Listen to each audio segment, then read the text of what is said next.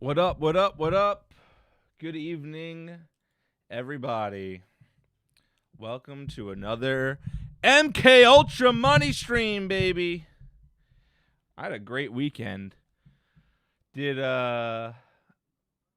some recording, as you can see. Had the Cold Ones video that just dropped on Saturday night.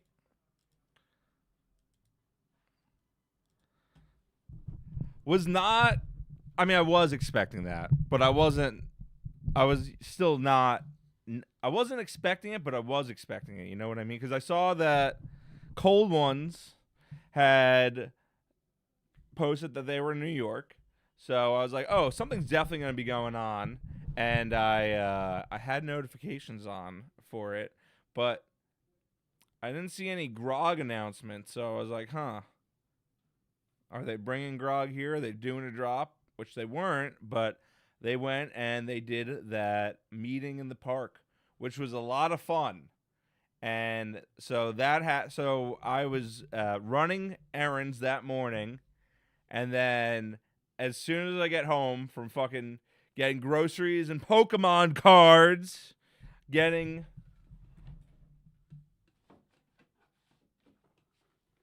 Ascended Heroes and pulling dog shit.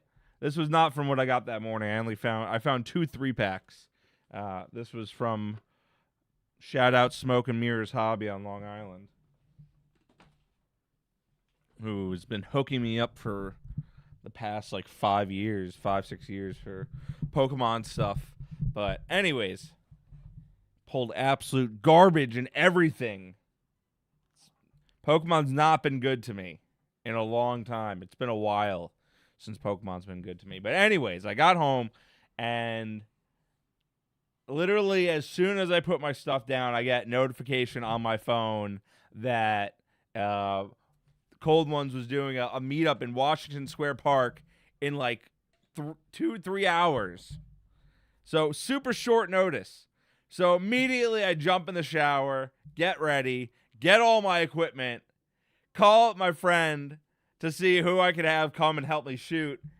Last minute, my friend Mike, and he's all the way in fucking Flushing, which, if you don't know, is a fucking hike to get to anywhere in the city if you live in Flushing. So he was the one person that was free, and I was like, all right, bet I'll meet you there, which ended up not even needing his help, honestly, for shooting, but it was still based that he came. And I got the meetup started at 3, and I got down there at 2. I stopped at the liquor store first because I was like, yo, it's a Cold Ones meetup. I got to get day drunk for this. You know, you got to do some day drinking in the park with some fellow Cold Ones fans, get drunk with Max and Chad. You know, I'm not going to miss this opportunity. So I go to the liquor store. I got a bottle of soju, which honestly, I should have got the biggest bottle. I got like the medium-sized bottle. There's like the small ones, the medium-sized glass, and then you get the 1.75 plastic bottle handle of soju. And you know what? If I got that, we would have gone through it all easily. Because I got that normal, I think it's either like 750 or a liter. I got that. We went through that so fucking fast. So fast that I'm like, all right, I got to save a little bit of this for when Max and Chad get here to see if they want to hit it with me. And we really could have killed that whole big plastic bottle. So I drank a good chunk of that. Other people were hitting it. As you saw, if anyone watching right now saw that video, as you saw in that video, people were fucking hitting it. I bought 3 7% salted lime highballs. These things are fucking amazing. What brand is this? I discovered this actually at a Japanese restaurant because I thought it was a cocktail that they had there. Hold on, let me pull this shit up on the screen. This shit's Kino, guys. This is the absolute best. If you can find this stuff, I can't recommend it enough. All right.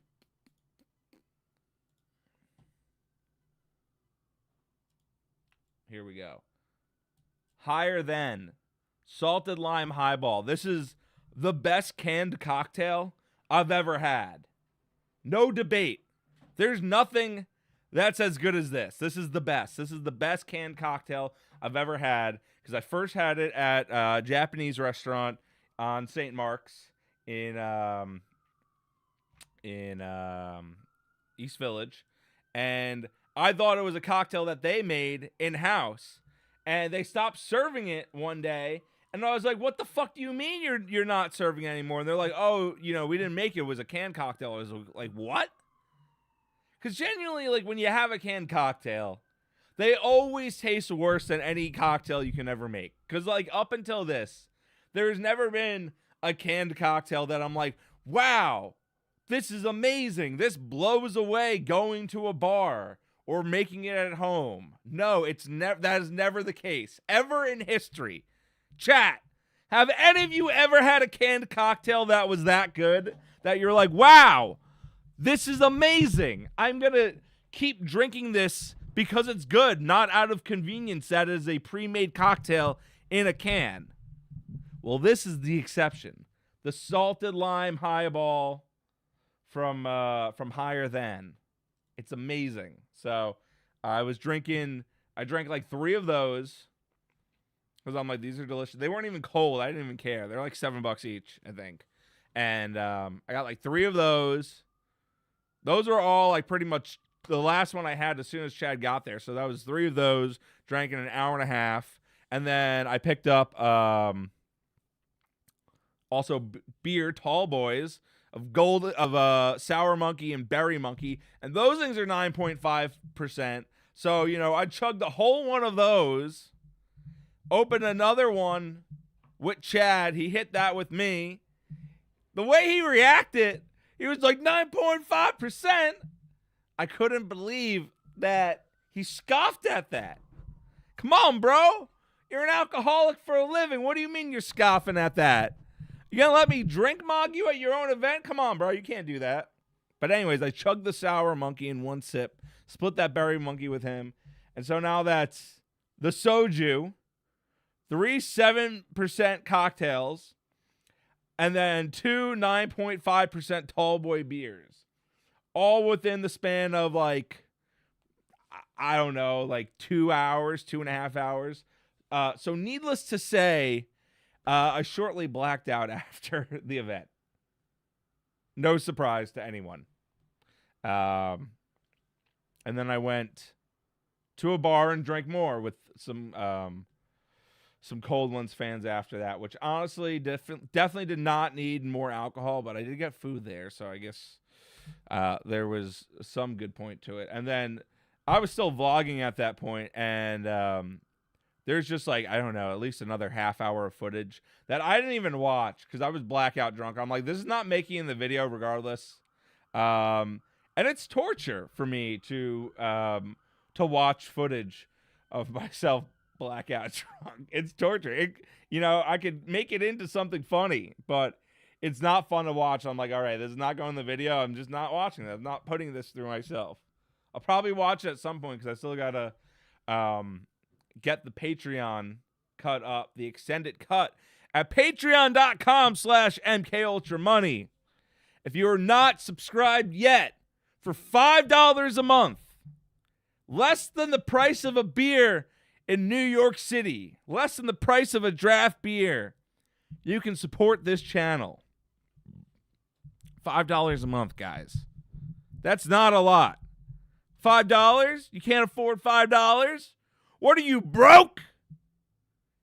Broke ass? You can't afford $5 a month for exclusive extended content, exclusive videos, and $10 a month, you'll get all the past streams. So, I got to keep the streams in the higher tier for one, give reason people to subscribe to the higher tier, and 2, to incentivize people to come watch the streams live. If you enjoy the streams, you either watch it live or you pay up. You pay up to watch them later on after you missed it and you had a whole week to watch it while it was public on the YouTube channel.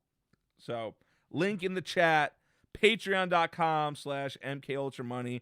A lot of good stuff up there. I'm not monetized yet. I can't get super chats, can't get ad revenue, any of that. I don't have enough hours because YouTube makes you have a certain amount of hours of watch hours before you can get monetized. Which, look, ad revenue, I get it because, like, you know, people aren't making a ton off ad revenue anyways.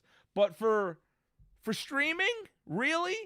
I gotta have 3,000 watch hours before I can start getting fucking super chats and shit? Come on. Retarded. So patreon.com/MKUltraMoney. Extended cuts, exclusive videos, past streams.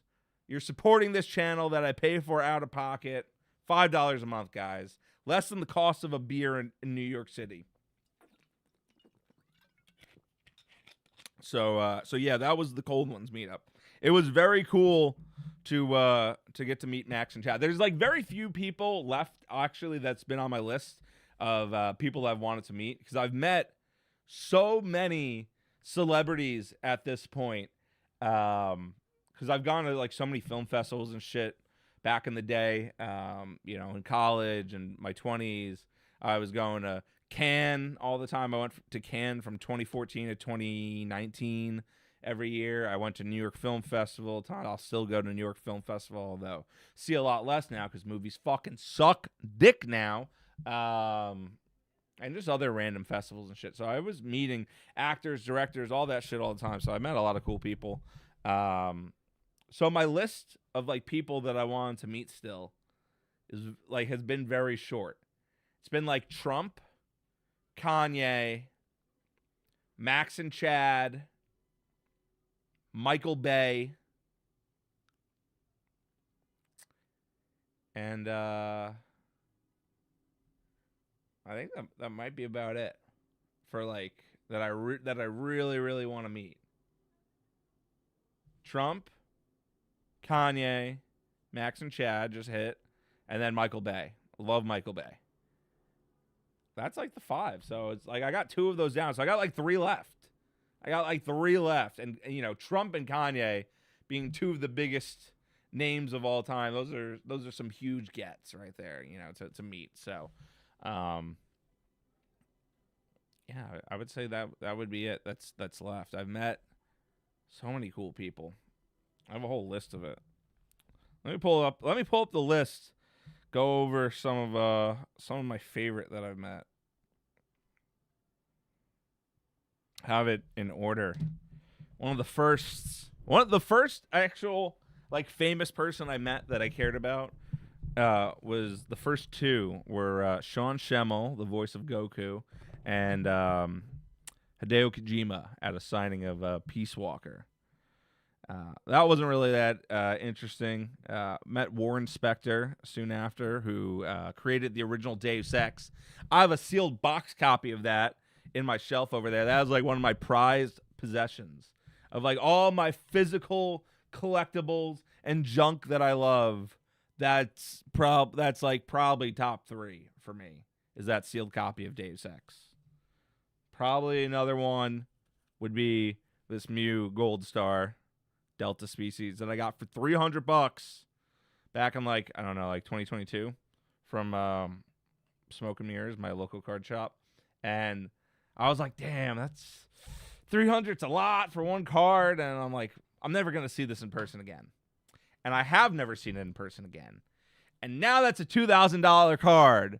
So thank you, Past James, for making that decision. And I think that's my favorite Pokemon card I have. Although this Mew is also a top 1. Another shiny Mew. Korokoro promo. That's PSA 8. That one, I don't remember what I paid for that. Around maybe like $400 or $500. That I think is also worth like $2,000 right now in an 8 something. Those are both amazing purchases. 2 of my favorite Pokemon cards I have. All right, who's some other cool ones? Oh, actually, this was one of the cool. Even though I'm not like a huge fan of him, this is probably one of the coolest experiences. Was Guillermo del Toro at Comic-Con 2012, New York Comic-Con 2012. He was there promoting Pacific Rim, and he had just finished doing a signing and all the security guards were wearing like yellow shirts, and I was wearing a yellow T-shirt. So I guess because I was like trying to follow to talk to him, and I guess they just didn't notice me at first, and then eventually they did. And one of them says like, no, he's going, blah blah blah, and then Del Toro is like, no, no, no, no, it's okay, and he puts his arm around me. He's like, he's my cousin from Japan, and he just started asking me about myself, and then they brought me into like the back room and had their way with me.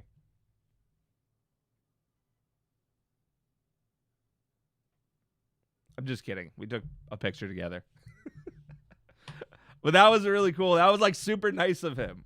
That he didn't have to do. That was 2012, so that was 14 years ago. So, how old was I? 24, 18, about 18, I think. Math. It was after my birthday because it's end of the year, so I think it was 18. Let's see. Oh, Harmony Korine. I met him at Spring Breakers screening in 2013. Museum of the Moving Image right before that came out, and then I met him again recently at what the fuck was it called, the Art Basel in 2024, and he was throwing an edgelord party there, and my friend got me into it, and he was playing a DJ set there, and that was cool. And then I was made my way into the back rooms, and then there's a section outside there, and I found him smoking and was just chatting him up. And then he invited me to the edgelord office. He was like, yo, if you want to come by, check it out. I'm like, hell yeah, I do. And so the next day, I went to the edgelord office, and he gave me a little tour. He gave me a private screening of 10 minutes of Baby Invasion, which was before that came out. And that was one of the all-time coolest experiences. I don't really do a lot of cool shit with celebs anymore because I just don't care about like meeting them as much. But once in a while, I'll still get these cool things that happen, and that was just surreal. And he's like, come back anytime you're in Miami. The Weeknd was just there. He was just posting photos on his alt account on Instagram today. I was just looking at a picture of him in Harmony, but yeah, that was cool. And I told him, like, dude, I met you then. I showed him a picture, and he's like, holy shit. And so that was really cool. So I'd like to, honestly, I really would, I'd like to do a video on Harmony at one point for the channel, which is like, it would be so just out of left field of anything else that is the type of content that I make on here. But my good friend, the Kino Corner, Peter, don't know if anyone here follows or subscribes to him. He's now retired from YouTube, but he did this fantastic video with Uwe Boll that I really liked, where he went to, I think it was Germany, which is where Uwe Boll is, and he just did this video on him, this kind of like just hang out and just like talking with him, his just day in the life and whatnot, and chatting, and I loved that style a lot, and I was hoping he would continue making videos like that, and but now he's retired because he's focusing on making actual movies, which is a lot better and cooler than video essays. Fuck video essays. Video essays are fucking gay and lame. But anyways, his Uwe Boll video, if anyone's seen it, it's a great video. Highly recommended, even if you've never seen Uwe Boll's videos, which I've not. But I kind of want to do something like that on Harmony Korine. And one day there will be a true MK Ultra Money X Harmony Korine crossover collab. Something. It will happen one day. Manifesting. It's really I think I just need to have the idea. That's about it. If I can have the idea and it's good, it shouldn't be hard to pull off. I just don't have the vision solidified yet. You know what I mean? All right, let's see. Who else? Ryan Gosling. Literally me. I met him. He was cool as fuck at Only God Forgives screening at BAM in Brooklyn. That was cool. Nick Refn. I've met him. Oh my God, I've met him. I can't even count how many times I've met him. And that was the first time I met him, was at that Only God Forgives screening. But I've seen him at so many other screenings and Q&As and stuff afterwards, to a point that like he like knew me and like recognized me because he saw me so much. I ran into him at Cannes before, just like all over the place. But I haven't seen him in a while. I think his new movie is going to be premiering at Cannes this year, hopefully. I kind of wanted to go to Cannes this year for the first time. Like, I haven't had a desire to go post-COVID because the film industry's gone so gay and lame, and it sucks now, and I hate movies now, and they're bad, and the lineups for Cannes has been bad. I kind of want to go when Megalopolis premiered, which was 2024, but like there was nothing else. It was just that. I was like, fuck, because that was a movie I was hyped for forever, and I did love that, even though people were mixed on it. That movie was great. Highly recommend it. I got to see it in IMAX twice. Because I saw it once, and I'm like, I'm never going to get a chance to see this movie in IMAX again. There's just no shot. It's just not happening, which I think they did do a replay in IMAX recently, funny enough, for like one weekend or something. I don't know. But I'm like, I should see this twice because I will never have another chance again, most likely. And so I saw that twice, and that movie is fucking great. People that hated it are wrong. Highly recommend it. Megalopolis, Francis Ford Coppola, the GOAT who did Apocalypse Now and Godfather, which I'm admittedly not a huge fan of The Godfather. But Apocalypse Now is great, and Megalopolis is my favorite movie of his. Oh, yeah, I was like, how did I get on that? And then it was like, Cannes. So, yeah, this year is going to have probably the new Refn movie, which takes place in Japan, I think. Let's see. Let's pull it up.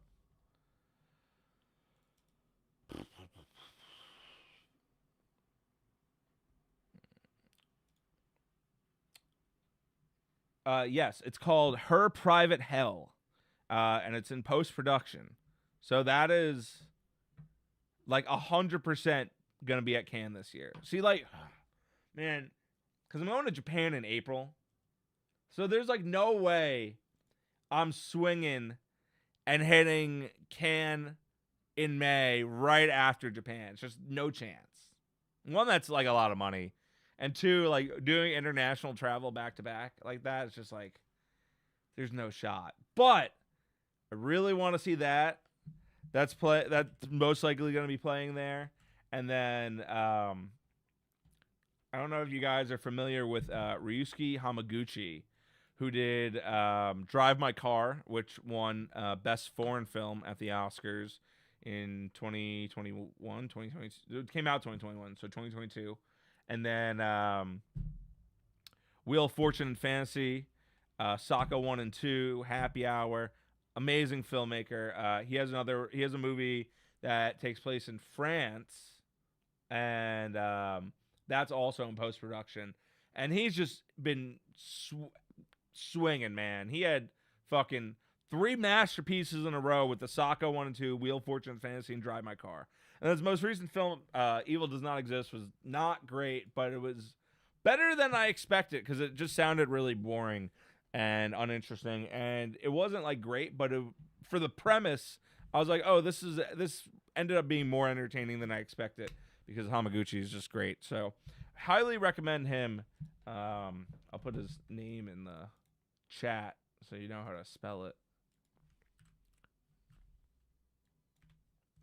This guy's amazing. He is really...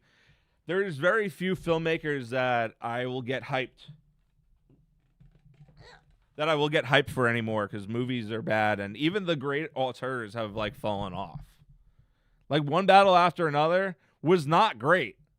It was like a 7 out of 10, which is like a really good score. But when you're Paul Thomas Anderson, one of the best fucking filmmakers of all time, a 7 out of 10 is pretty disappointing. You know, it's not like, seeing the movie F1, for example, in IMAX. That was a great 7 out of 10. Because you know what? I didn't expect anything more from that movie than a 7 out of 10. And some cool racing scenes in IMAX. And surprisingly, I can't even believe that got nominated for Best Picture. That was so random. But, so it's like that kind of 7 out of 10 is a lot better than a 7 out of 10 from one of the greatest filmmakers ever made. Because then it's like, wow, what a letdown. And his movie before that, Licorice Pizza, was also like a 7 out of 10. So it's like two quote unquote flops in a row. There's a lot of people that defend one battle after another, mostly libtards. But even like politics aside for that, it's still like it's weaker PTA. You're gaslighting me if you think it's like top tier or anything like that. You're choking on it, bro. You're choking on that dick, man. It's not top tier. Not even close. Where was I going with this? Oh yeah, so yeah. Directors that I look that will still get me excited. So Ryusuke Hamaguchi, Nick Refn, Harmony Korine. I love him, although I'm not really vibing with these non-narrative, non-dialogue movies like Baby Invasion and Aggro Drift. Not vibing with those. But The Beach Bum and Spring Breakers are two of the greatest movies ever made. Peak. I was the Beach Bum for Halloween. I showed him my costume for that. That was cool. That movie, both of those are two of the greatest movies of all time. And like the second he returns to live action narrative, we're so back. His next movie, he told me, is animated. So this was cool. When I was at Edgelord, I saw very early in production work on his new movie. I think it's Twinkle Twinkle. Let me check.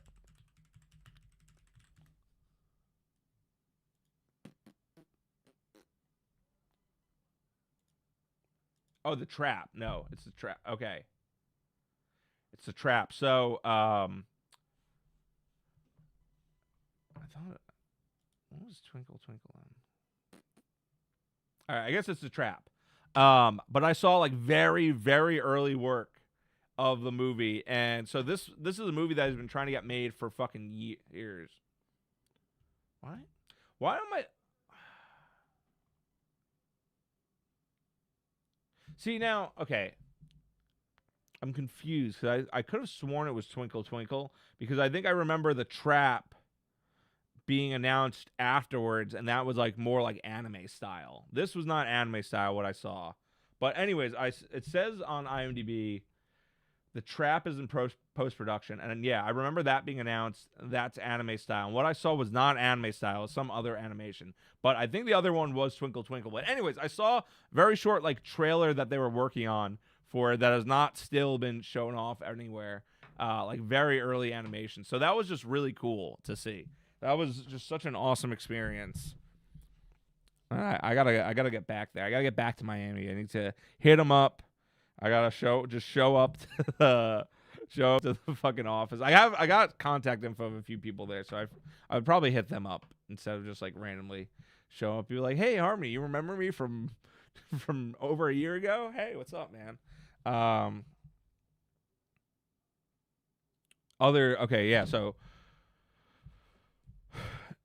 Nick Refn, Hamaguchi, Harmony Korine if he's doing narrative stuff. The Safdie brothers. Safdie brothers are still putting out straight Kino. I look forward to anything they make. Michael Bay. Michael Bay had this fucking this parkour doc, really random, that premiered at South by Southwest last year. And there's been, to my knowledge, no way to see this movie since, which is kind of insane. Let me see. Did this ever get released? And I just didn't know about it. No, yeah. So this was a doc on parkour, which was so random. This premiered at South by Southwest almost a year ago. It has not been released anywhere. People have said this is his best movie, which there's no way it is, because it's not better than Bad Boys 2. Bad Boys 2 is like the best movie ever made. So there's no way it's better than that.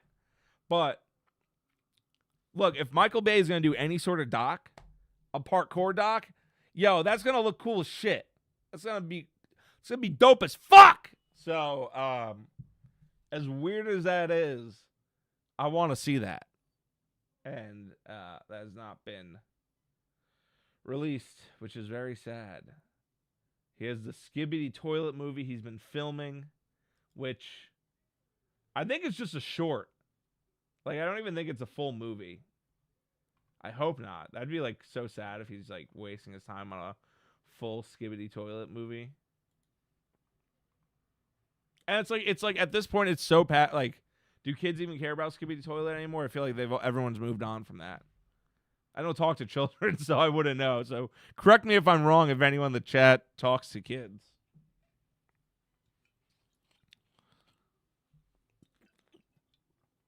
Yeah. So and then PTA, obviously, I get excited for it too, even if these last two kind of sucked in comparison. But so yeah, the very small list off the top of my head of filmmakers making stuff today that I will actively get excited for, because there's really not much.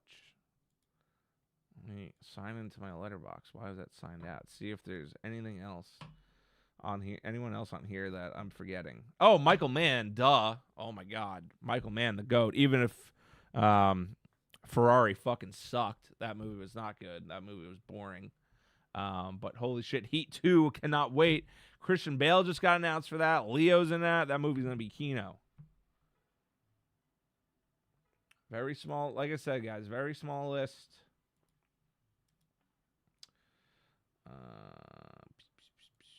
Is there anyone else that's still making movies that I care about? Oh, Zack Snyder. Zack Snyder's another one that I will be seated immediately for.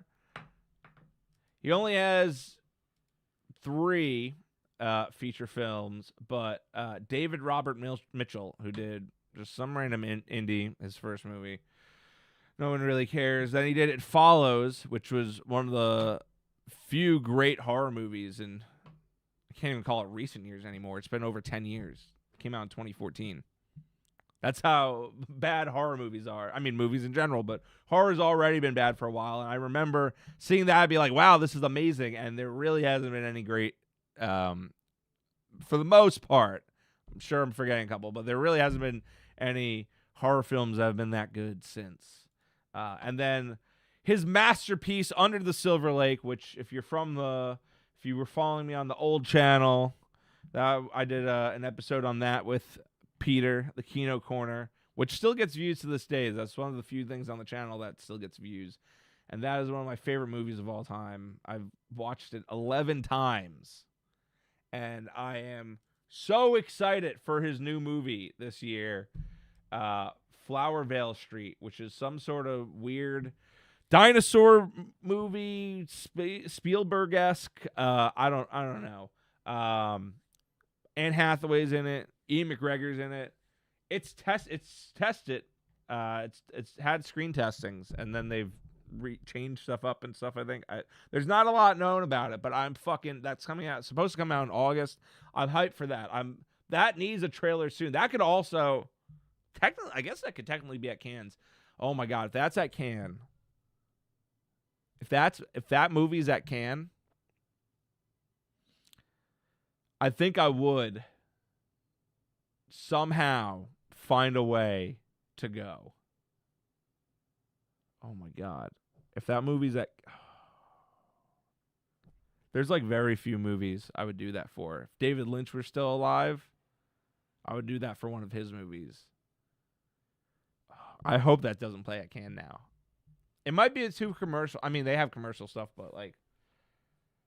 Oh my God. I genuinely hope that doesn't play at Cannes, because if that plays at Cannes, I'm going to be so tempted to go right after Japan, which, oh my God, I don't know if I could swing that, but I would just got to pray it doesn't premiere there, please. I don't even think we'll do festivals, but we will see in due time. We will see. Yo, sup? OGs, remember that Under Silver Lake video? That's right. What's it called? The movie, Flower Vale Street, his new movie.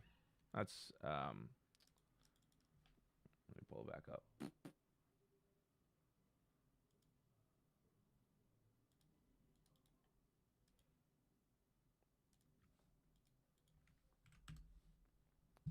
That's it.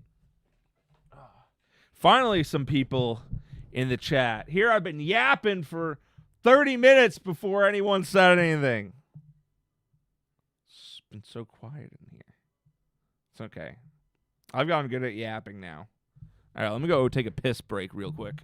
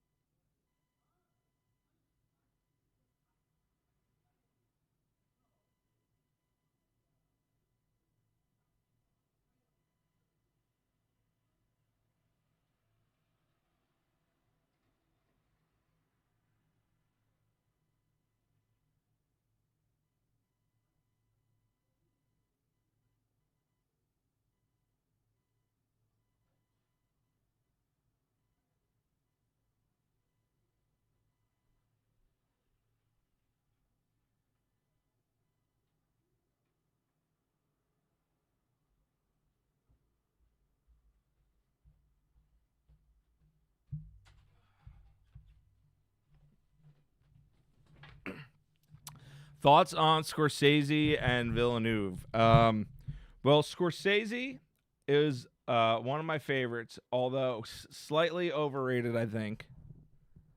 Like he's had some of my all-time classic favorites, but he's slightly overrated in my opinion.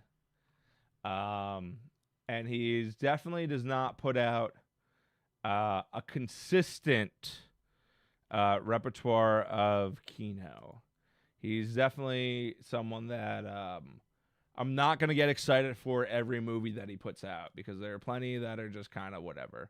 Let's see. Like his most recent was Killers of the Flower Moon, which I got like an hour into that, and then I shut it off. But like I was planning to finish watching it, and then I just never finished watching it, and I genuinely don't have any desire to finish watching it because it just was whatever. The Irishman was amazing. That's one of my all-time favorites. Silence I found kind of boring. Wolf of Wall Street's Kino. That's my favorite of his.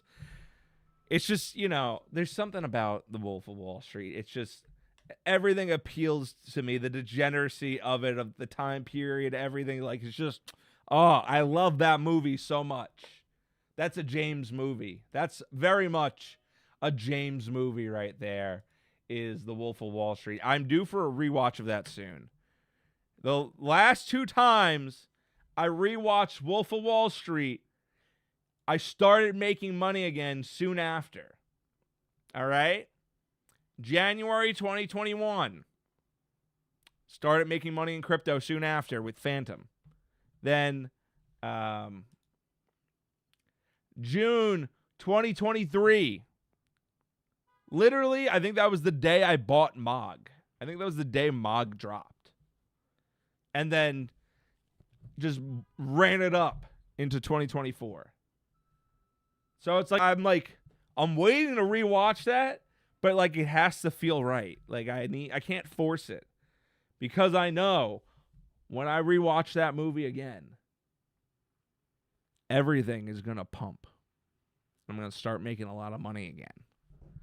That's what's going to happen. And I've been feeling it. I've been feeling a rewatch soon, but like I can't force it. I can't just be like, "Oh, let me rewatch it so I can make money again." No, I have to feel it in my bones. The energy that movie gives me and makes me feel like that, you know, it's going to happen, you know. Soon. Hyperliquid.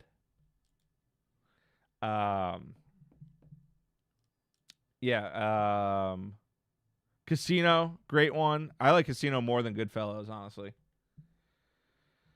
Might be a hot take. I saw Patrick Casey make a post about that actually yesterday, about rewatching both and being like, Goodfellas is way better than Casino, which honestly, I haven't seen them in like 6 years, but 7 years about that.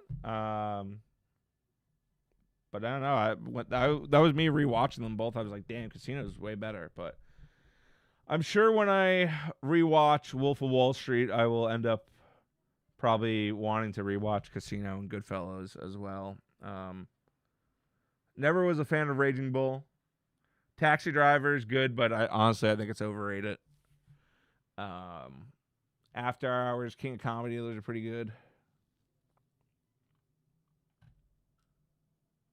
What else did you? Oh, Villeneuve. I do not like Villeneuve at all. Sorry, chat.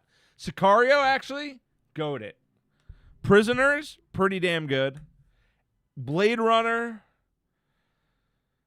it's beautiful, and we love the memes. It's not as good as the original for sure, and like I don't know, man. I'm due for a rewatch on it. I don't know. It's one of those movies that I still will rewatch it again, even though I not a huge fan of it. But when was the last time I saw that?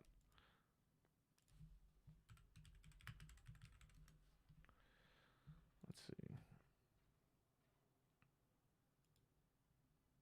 I last watched this 2024. Oh wow, that was actually kind of recent. That was more recent than I thought. I gave it a 7 out of 10. That's like, pretty good still, but like people treat it as like the greatest thing ever, which unfortunately is not the case. Also dropping my letterbox here if anyone wants to stalk it. Do not pay attention to old reviews. They are outdated. And then the top 4 is just favorites on rotation. The list the only thing that matters is this list right here is the top 100, which is 98 because I took a couple movies off and haven't replaced it with anything, but point still stands. The order is kind of loosely ranked. I'll rewatch stuff. Stuff will go higher. I will not go. There are films on that list I haven't seen in 10 years, so who knows what holds up in same positions. A lot of stuff I've only seen once, too, but I just stopped caring about movies as much. Honestly, I've kind of been wanting to go on a Disney binge, as gay and cringe as that sounds, because I've been playing Kingdom Hearts. But before I get into Kingdom Hearts, I want to finish talking movies.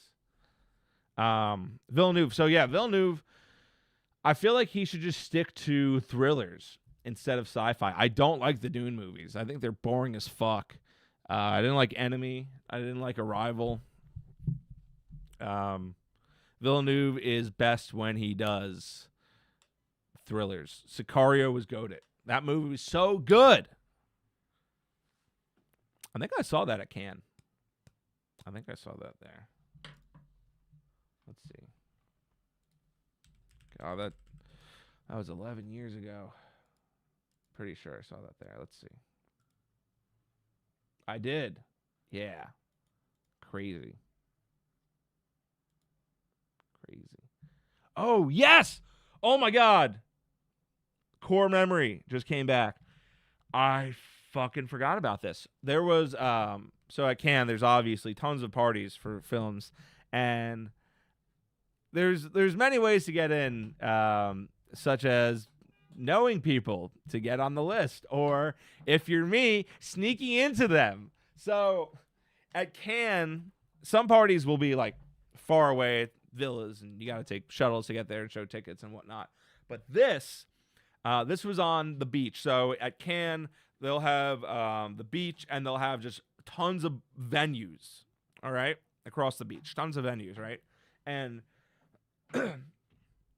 the way to sneak into some of these parties were not every venue would be throwing something every night. And these are not like buildings. These are like open venues that you can kind of just walk into. So I did that, and I walked in. Actually, I tried to talk my way in first, right? Which was the crucial mistake, was trying that way. You'll understand why in a minute. That was a big no-no. But after that didn't work, I went through one of the closed venues that was empty, and there's the whole beach. So you can walk across the beach and then get into one of the other venues. And now, of course, they'll have like security guards. So me being a an expert Metal Gear Solid player successfully snuck past the guards that were patrolling the beach. Like, literally, they felt like fucking NPCs the way they just kept, in their routes. And I got into the party. And I was just about to talk to Josh Brolin. Yeah, I think it was Josh Brolin, and he was with Emily Blunt. And I was just about to talk to them. And then the fucking bitch from the front recognized me, and she was like, "What are you doing in here?" And then I got kicked out. But man, I forgot about that. That's a core memory that just awoken. Oh man, I can't believe I forgot about that. That was crazy.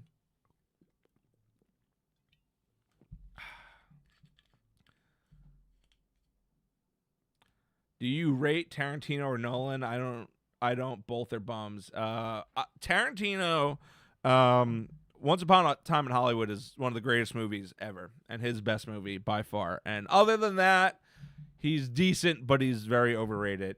Nolan, I fucking hate. I hate Nolan so much. The Dark Knight is a C-rate version of Heat with Batman characters. All right. They're all right as Batman movies, but they're not the best thing ever. Let's be real now, guys. Oh man, I didn't even Dunkirk. I walked out of that movie such dog shit. Oppenheimer, Sloppenheimer. I did not see. I refuse to see that. Tenet was retarded. Inception was dog shit. I am not seeing The Odyssey. Fuck you. Horrible casting. I'm not seeing that. Elliot Page, black woman as what? Athena? Like, not happening. No chance. Get out of here. Awful casting all around. Horrible. Zendaya's in it. Tom Holland. No chance. Chris Nolan is like Stanley Kubrick for Indians. Banger. Banger. My dog, MK Ultra Money. What up? I hate farting. We love Patrick Casey. Yes, we do. Mean Streets. Mean Streets is okay. I don't really remember. I saw it forever ago. It didn't leave much of an impression on me. Battles Without Honor and Humility. Not Mortality. Humility. I think was a big influence on Goodfella. Fun Yakuza series. Yes, and it also influenced the actual Yakuza game series. So, I saw that forever ago. I think I only saw the first one.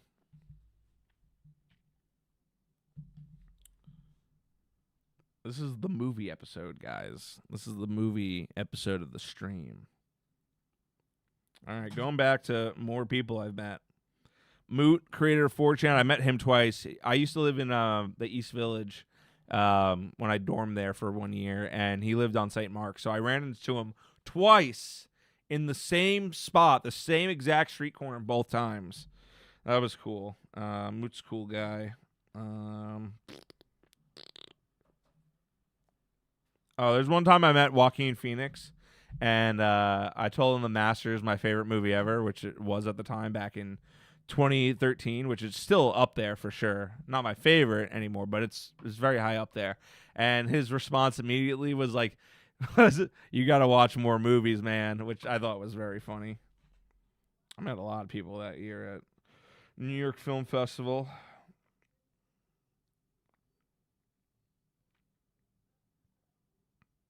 There's like a lot of big names on here, but like there weren't like notable interactions, you know.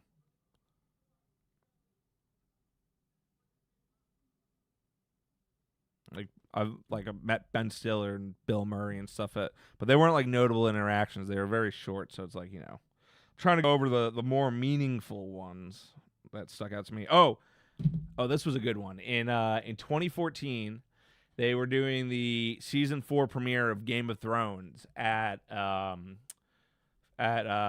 Lincoln Center, but not Film Society, like the actual big fucking theater hall for like opera and shit.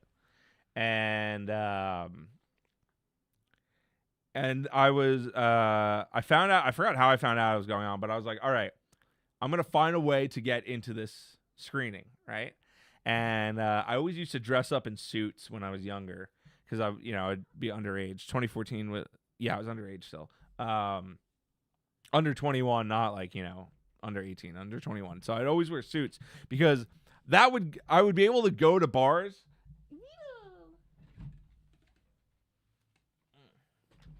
Hi, Vito. I'd be able to go to bars and not get ID'd a lot of the times because it's like I was wearing a suit. So it's like, oh, clearly I'm older. It was such a good hack. It was an amazing hack. It worked like 95% of the time.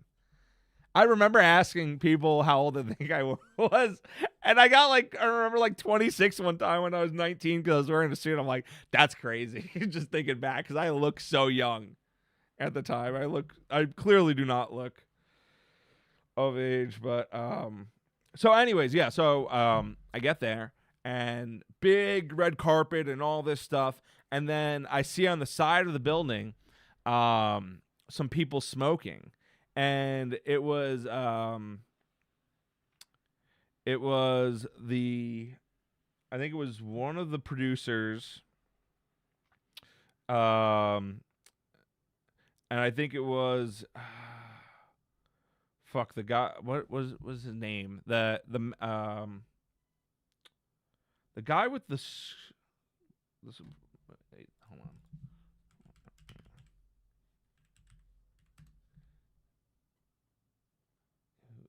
The Hound. That was his name. God, I haven't seen fucking Game of Thrones in so long. The Hound. That really tall guy who would be with Maisie Williams' character. Whatever the fuck her name was in the show. Arya Stark. Yeah. Hound, Arya Stark. All right, so it was the guy that played the Hound. I think one of the producers. And then the guy that played the cannibal in season 4. And I went up to them and I asked, do you guys have an extra ticket to the premiere? And this is truly a testament to you never know unless you ask. Because sure enough, Yuri, the guy who played the cannibal in season 4, had an extra ticket to the premiere that he gave me. A stranger, a random 20-year-old stranger that came up to him asking. He gave me his extra ticket. Which is fucking insane to think about. What are the fucking chances of that happening? Like near zero. And it did. And so I got to go to the premiere, which was sick because like season 4, in my opinion, was the best season. And not only that, I found out when it was ending that there was an after party at the Museum of Natural History, and that ticket got me in. And I got to meet the entire cast, except for the guy that played Jon Snow, because he was promoting Pompeii, the Paul W.S. Anderson movie at the time, so he wasn't there. But I got to meet pretty much the entire cast, George R.R. Martin. It was fucking insane. It was one of the coolest nights of my life. And that just goes to, I always say that I have insane high luck stats, and it's true. God, that is crazy that happened. That was amazing. You never know unless you ask, guys. You never know. Even if you think there's zero chance, you got nothing to lose by asking. And you know what? Sometimes the cards are in your favor. And they certainly were for me that night. That was an unforgettable night that I will never forget. Which I forgot about until being reminded just now. But now being reminded, I remember the day and night clearly. You know what I'm saying. So I hate them so much looking at your RLM. What does that mean? You hate who so much? What does RLM mean? Joaquin being weirdly humble is cool. Yeah. No, I mean Joaquin's kind of a weird guy. He's You can kind of tell. So it's like, it's not really surprising. Am I going to Washington Square Park again? I mean, at some point in my life. Why? There's no need to go there again soon. Look at the above comment. Fun Yakuza series. Fun. I'm still confused. I'm sorry. Maybe I'm retarded. Oh, just really random one. I said. Oh, that comment didn't come up. Your comment, millennials circa 2010 who hated on Michael Bay, the prequels, and Shyamalan 24/7 has caused more damage to America than opioids. Yeah, that comment just did not show up. That's why. It was missing. But yes, Red Letter Media is the worst. I fucking hate them.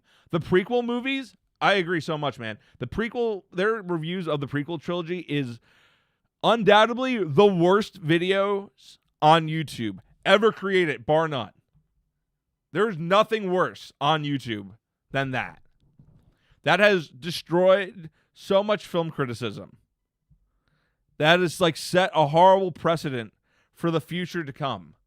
Absolute dog shit. I hate Red Letter Media for that so much. They are the worst of all time. They are truly the worst YouTube channel of all time for those videos alone. I've never watched anything else. Don't give a fuck.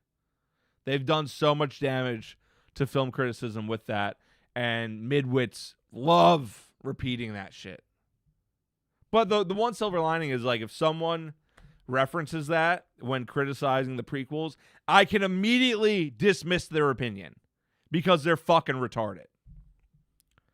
But yes, Michael Bay's the GOAT. The prequels are the GOAT. Shyamalan's fucking amazing. Shyamalan's the one good Indian. He's the singular good Indian. All right? There's one. You get one. Mine is Shyamalan. And he's Christian, Catholic, whatever. He's Christian or Catholic. Very religious. Integrated into American society. Has created some of the greatest films of all time. Phenomenal director. Just the best. I love him. He's the one good Indian.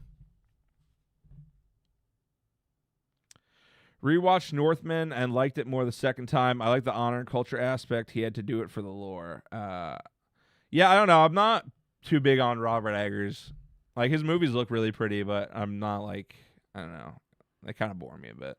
Lighthouse, one of probably the most beautiful black and white cinematography of the digital age. And amazing performances by two of my GOATs, Robert Pattinson and Willem Dafoe. And but the movie itself is just kind of okay. The cinematography and the acting carries it hard. All right, who else? Oh, okay, so really random was I was at the world premiere for Noah, the Darren Aronofsky movie. Completely forgettable movie. No, I don't think anyone remembers that movie exists. But just really random was I met 50 Cent there. Like, what are you doing here, 50 Cent? Like, what? Like, sure, what am I doing here? But what are you doing here? Like, of all the celebrities, for Noah, the Ark, like Noah, the Ark by Darren Aronofsky. Why are you here? What are you doing here, man? I mean, it was cool. It was just like, it was really random. David Lynch, I met 2014. That was at BAM Cinema. He was doing a talk. That was actually, I believe, the talk where he first mentioned his love of Kanye West's Blood on the Leaves, which people still bring up to this day. They were supposed to do a music video together for it, which would have been the greatest music video ever. But they just couldn't come up with an idea that they liked, which is so sad. Imagine that. David Lynch directing a music video for Blood on the Leaves. What could have been? What could have been? else? PTA I met, which, you know, wasn't anything that special about that screening, but that meeting, but it was just one of my goats right there. That was cool to meet. Oh, here's a good one. Harvey Weinstein. Back in 2015. Another completely forgettable movie that no one remembers. Called it was originally called Adam Jones, and it got released called Burnt, with Bradley Cooper playing a chef. Bad movie, forgettable movie, no one remembers it. Horrible movie, bad movie, no one remembers that movie. Bradley Cooper, he's a fantastic actor. He wasted his time on that movie. Real slop. But yeah, I was at a test screening for that, and I sat right behind Harvey Weinstein, and like afterwards he was there, and I'm like, this is so fucking funny. I'm getting a picture with Harvey Weinstein, and I got a picture with Harvey Weinstein, and it's somewhere online. I wish I had it saved, but something happened to it. I don't know where it is. Let me double check my phone, but I don't think I have it saved. I don't know why I don't, but let me check. If I do, I will pull it up. Let's see. Oh, I do have it. Haha, I lied. Oh, let's go. Hold up. Let me post this real quick. I don't know why I didn't think I had it for some reason. You know, I think the thing was I just couldn't find it because I didn't know the date. But then I had the date of when I meet all these people. So, all right, let me email this to myself real quick. This is such a fucking. This is so funny that this photo exists. This photo is like one of the main reasons that, like, you know, people will be like, oh, Trump has pictures with Epstein and Ghislaine Maxwell. Yeah, I got pictures with Harvey Weinstein. Who gives a shit? Does that mean I was doing the stuff that Harvey was doing? No. Does that mean I have a picture with him still? Yes. All right.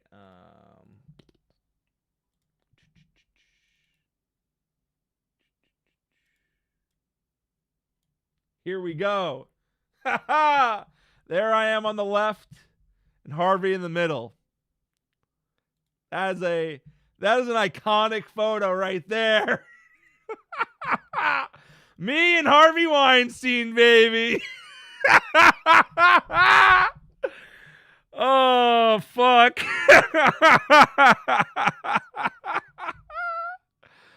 Yeah.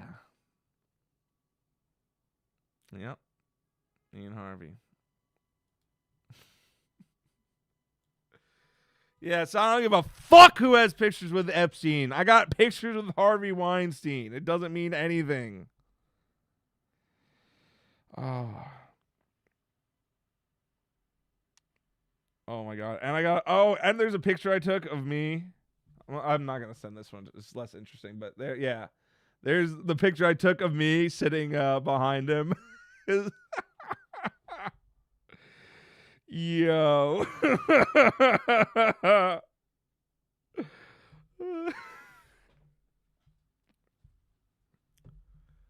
That's so funny.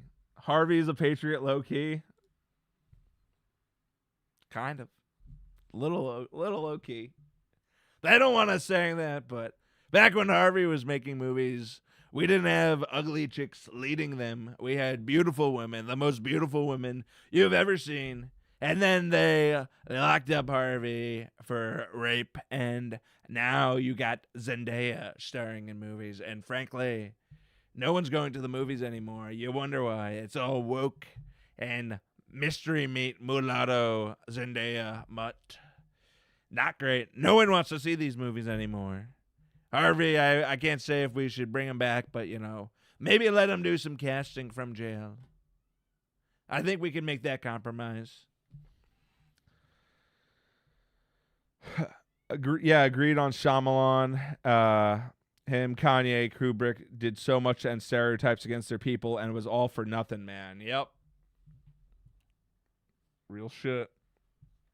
All right, let's see. Who else? Eric Andre, he's one of my goats. Met him.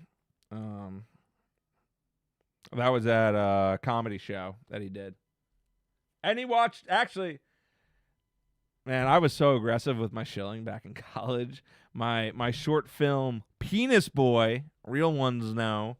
I remember sending him the trailer to it, and he watched it, and he liked it, which was pretty cool. Or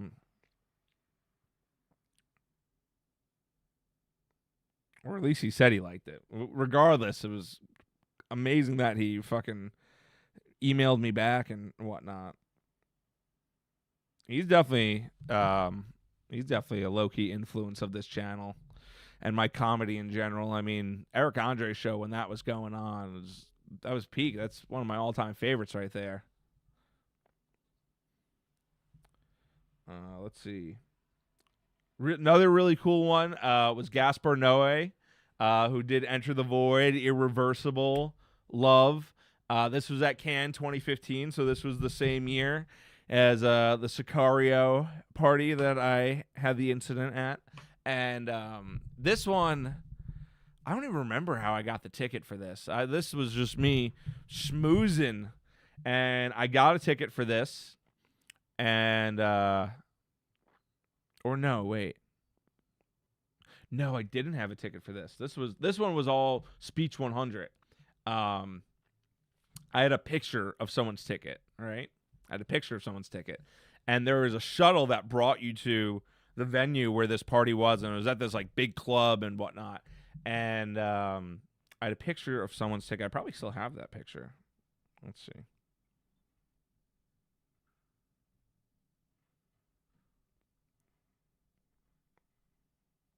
Here we go. That was my ticket. That was someone else's ticket, the picture of it.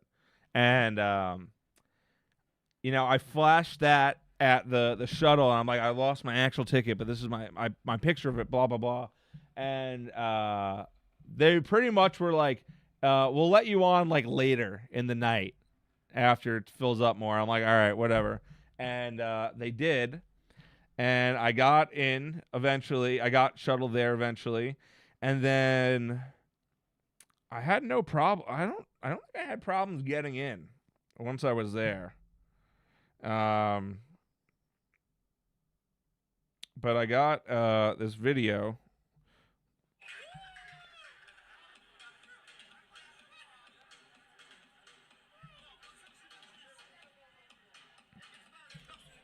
Of me dancing with Gaspar, who was definitely on drugs. And so that was cool as fuck. And then when the movie came out oh wait, here's the better video. This is the better video.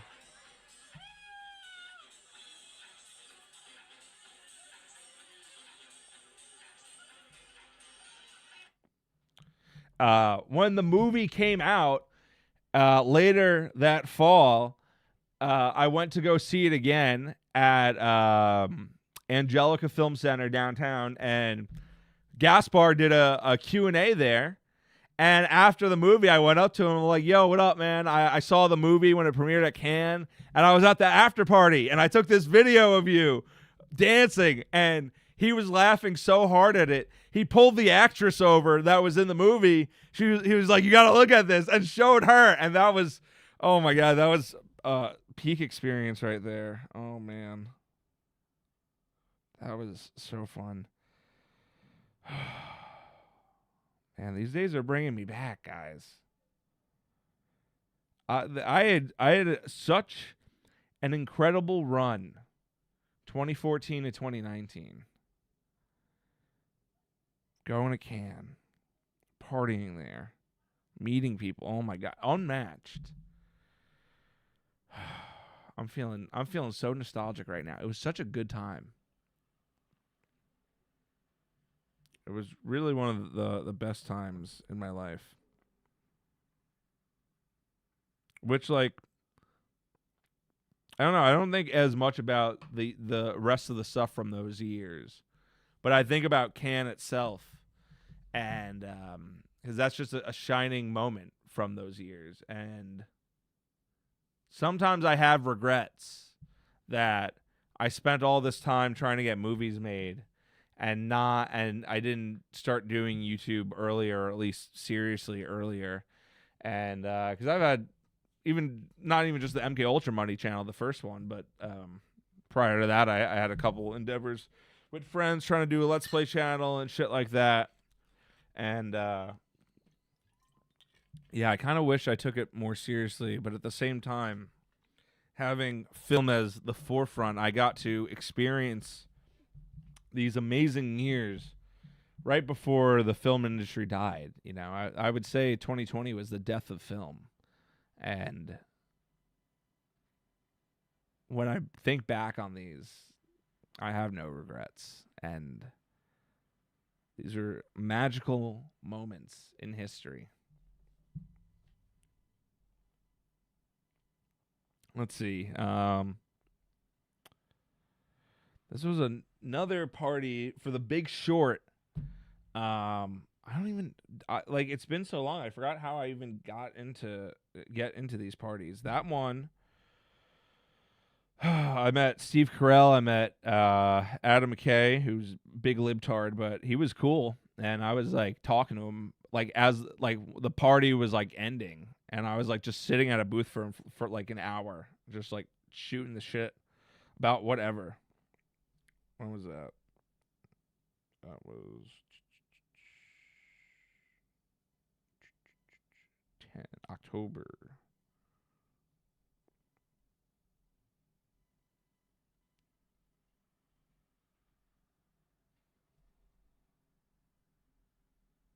Wait, am I missing the picture for this? Oh no, date wrong. 23rd.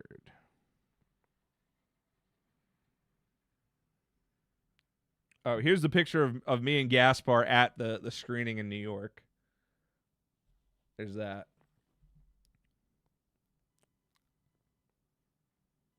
Who the fuck's nudes are these? That's crazy. Random random picture of some tits. Who do these belong to? It doesn't even like they don't even have location data on it, so I don't even know. These are some nice tits. I don't know whose tits these are that I have. That's crazy. Um Here's me and Steve Carell. This was at the Big Short after party. I don't remember how I got into that. I think that had its premiere, but I don't know if I was at the premiere. I don't know. So long ago. This photo of me and Adam McKay sitting at the booth is so funny because he looks so unhappy in this photo.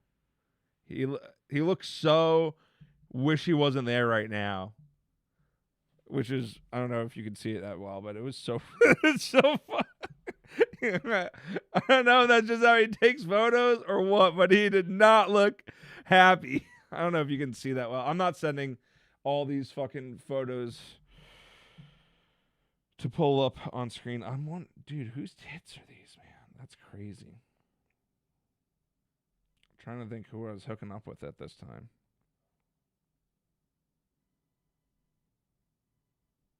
Insane. Oh, this is great. This is camera footage my landlord sent me of me stumbling in after that party with my neighbor I went with and someone else helping me get in.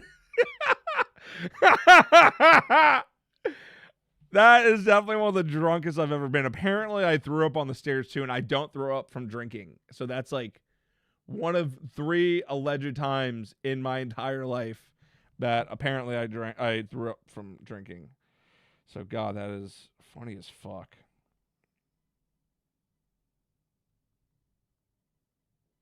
Are you guys enjoying these stories of memory lane of me meeting filmmakers? I hope you are, because I'm having fun going through this past. All right, here's a cool one. So you all always see these pictures of, not these exact ones, but of like Shia at the movie theater. The reaction images, and there's me in the background. I was at this, All My Movies, which was an event Shia LaBeouf did at Angelica Film Center, where he played starting from his newest to oldest movies. And he sat there watching them all in a marathon. And I found out about it early. And I was lucky to get in, because the line when I left was huge. It was massive. It was so massive. What a cool event. That's history right there. Yeah, I'm sorry, all this stuff is blurry showing it off my phone. I got too many pictures and I'm not sending it all by one. What's the next video idea? Well, the next video that's coming out is going to be Drunk Mario Retardy. That Terrence just finished editing. I haven't watched it yet. He's still cleaning it up, but he just finished the bulk of the editing yesterday, so that will come out next week. And then this past weekend, I just recorded with Brittany, so we got a Brittany video. And Wang was supposed to be in it too. Yeah, these pictures, these are all me. These are like from 10 years ago. I look young as fuck in them. Yeah, this was supposed to be a collab with Wang also, but he got sick. It's like pulling teeth to do a video with Wang, to be honest. I love him, but yeah, so I did Drunk Jackbox, faking it with Brittany, Terrence, Amin, Elvis, and then we did Patently Stupid also, which is like Shark Tank for like making inventions and stuff. But that one was so drunk. We were so drunk. They were actually, me and Terrence weren't, but Amin and Brittany were so drunk for that it became a mess that I don't even know if that will be released on the main channel. That might be an exclusive video to patreon.com/MKUltraMoney, because for $5 a month, you will get exclusive videos like the ones where Brittany is too drunk to put it into a formal video. You should recalibrate your Twitter account to be more about films and cool stories like this and less politics, rage baiting, women, Africans, and Turks, or whoever. Not gonna lie, it's way cooler. Well, women posting L's is what I've tried to relegate all the politics posting to now. Because I don't know if you've noticed on my personal account, MK Ultra Money, other than like some replies, like if you look at the tweets, for the most part, I don't like to talk about politics on there anymore. I save it all for women posting L's. I've been very much trying my best to get my main account more towards talking about just like anime and gaming and being fun or funny or whatnot. And it's very hard because a lot of it just doesn't get attention at all. And so I've been actively trying to make that shift for my personal account because I care way more about that. It's just the problem is it's like when no one cares about the stuff, then it's like, all right, it's hard to gain followers. It's hard to have conversations about this stuff. It's hard to, whatever. And I rather focus it to that because, this whole channel is not about politics. Sure, I'll talk about some stuff on stream or whatnot, and I'll make edgy jokes, but the channel is not about politics, and I'm so bored of politics in general. And I have women posting L's for that, and that's really it's like a contamination board, as they would say for 4chan, like contamination boards. Poll was contamination board. That's a contamination account to just keep all that there, to keep in the money flowing. You know what I'm saying? Because you can't have the money stop. You need, not that I'm getting a ton of money, but there is some money to be made there. And so I'm kind of just trying to relegate all of it to that account. And it's the bigger account anyways with more followers. So that has been the goal, to try and move away from it as much as possible on my personal account. So it's hard. It's hard to convert your audience to something different. It's not easy. I've talked about this on other streams. It's not easy at all. And something I've been slowly doing, because I want people following me that like the same interests as me, because then they'll enjoy my content more. I don't want a political audience, which, sure, I've built that up a bit, but I'm so tired of it. I just don't want to talk about politics anymore. And I think a lot of people are getting to that point. And so I'm hoping. I also don't want to be interacting with insane libtards either. I don't want that either. But so I still gotta filter them out. Being edgy and whatnot, and dunking on them. But do you exaggerate your views on women posting L's because it's the containment zone? Because you seem more moderate on stuff like politics or race than your Twitter persona. I guess to a little extent. I'm not gonna go and lie about anything. I'm not maybe some stuff will play it up a bit more, but I'm not gonna be lying about shit. I'm not gonna be posting fake opinions on there at all. And I would definitely consider myself extremely far right, but at the same time, I still got a lot of friends that are fucking minorities and shit like that, and I'm not gonna, as racist as I like to be and whatnot, the meme of that meme is real, where it's you see racist friend group and it's all different races, and then you see the woke friend group and they're all just white liberals that meme is real. That meme is real. Britney's black, Elvis is Puerto Rican, Amin's half Arab, Lito's black and Hispanic, Verse is black and Hispanic. I got plenty of other close friends that are not making content with of different races and stuff like that. So I definitely am racist, but in a more normal way, I guess. I want a lot of these people out of our country that are not Americans by any means. But all these people that I'm friends with that are, black, Hispanic, whatever, Arab, they're all born. These are all native New Yorkers. These are all people that grew up here.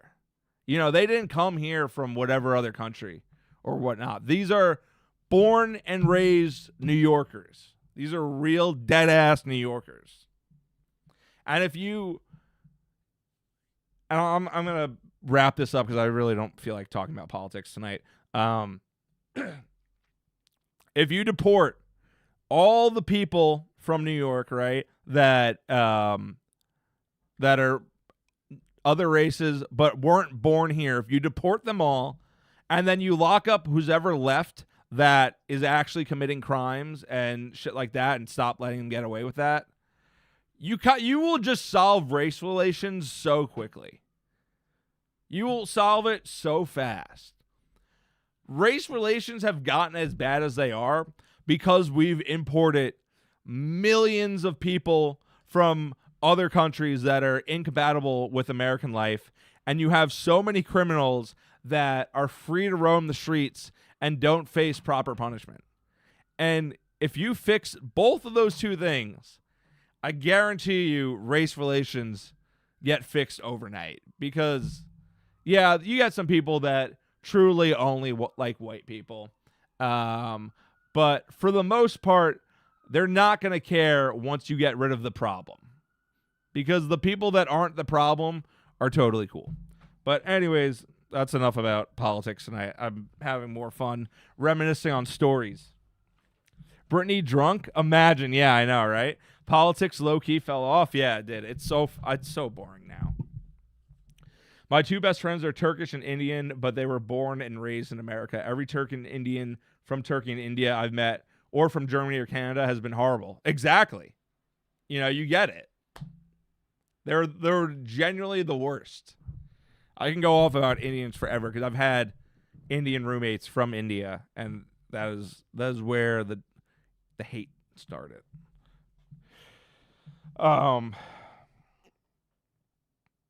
All right, let's see. Who else? Oh, I had a really odd encounter with Michael Cera once. So there's this movie called Out One, and it's a 13-hour French movie from 1970. Jacques Rivette directed, and it's a great movie, very long. And BAM Cinema Fest, BAM getting a lot of free mentions tonight. BAM Cinema in Brooklyn, they screened the movie over 4 sittings because it's so long. That's no one's gonna sit down and watch a 13-hour French movie in one sitting. That's insane. And Michael Cera went too because he's a cinephile, and this is not like just going to the movies. This is not going to see Superman. We're here in Brooklyn watching a 13-hour French movie from 1970 over the course of 4 fucking days. I see Michael Cera. I smile and wave to him, and he just gives me a look of disgust of why are you interacting with me, and walks away. Bro, come on, you don't need to strike up a conversation with me, but you could have smiled back. I wasn't even going over and approaching. I wasn't being like, oh my God, Michael Cera, let me get a pic or anything like that, because I didn't care, Michael Cera's all right. I don't really have anything against him. He's good in Superbad. That's a funny-ass movie. I love Superbad. I just think it's kind of cool that me and Michael Cera were at this experience together that not a lot of people would go to. It's a very niche thing. The most you could do is smile back, you fucking prick. Sam Hyde, met him a bunch of times. First time was 2015, so just going in order. That was when they showed off the pilot for World Peace before that came out. And then obviously I've met the whole crew at this point. We all know that. Charles has been on the channel. Got to do some sort of new collab with Charles at some point.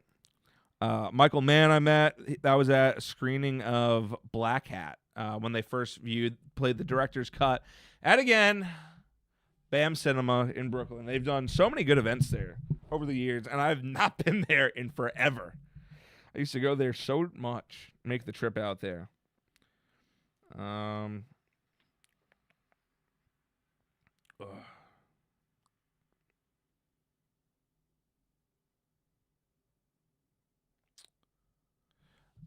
Oh, this one, kind of a more low-key guy, Brady Corbet, who directed The Brutalist recently, and he's acted in some movies. He was in Michael Haneke's Funny Games and other shit. But what was cool about that, I was seeing his prior movie, Childhood of a Leader, again at BAM Cinema, and that was for some festival they were doing. And he was just chilling afterwards with people. And I was talking to him, and they were mentioning they were going out for drinks afterwards. And they invited me out with them. And that was really cool. And I went and was just hanging out with Brady Corbet all night and drinking and talking movies. So that was a random and cool experience. Your content is entertaining, though, bro. You just got to find the right audience to branch it out to. Yeah, I know. It's tough. I mean, that's the biggest struggle of this channel, right? Granted, this channel's just over 4 months old. November, December, January, February. Yeah, just over 4 months old at this point. So it's very new still.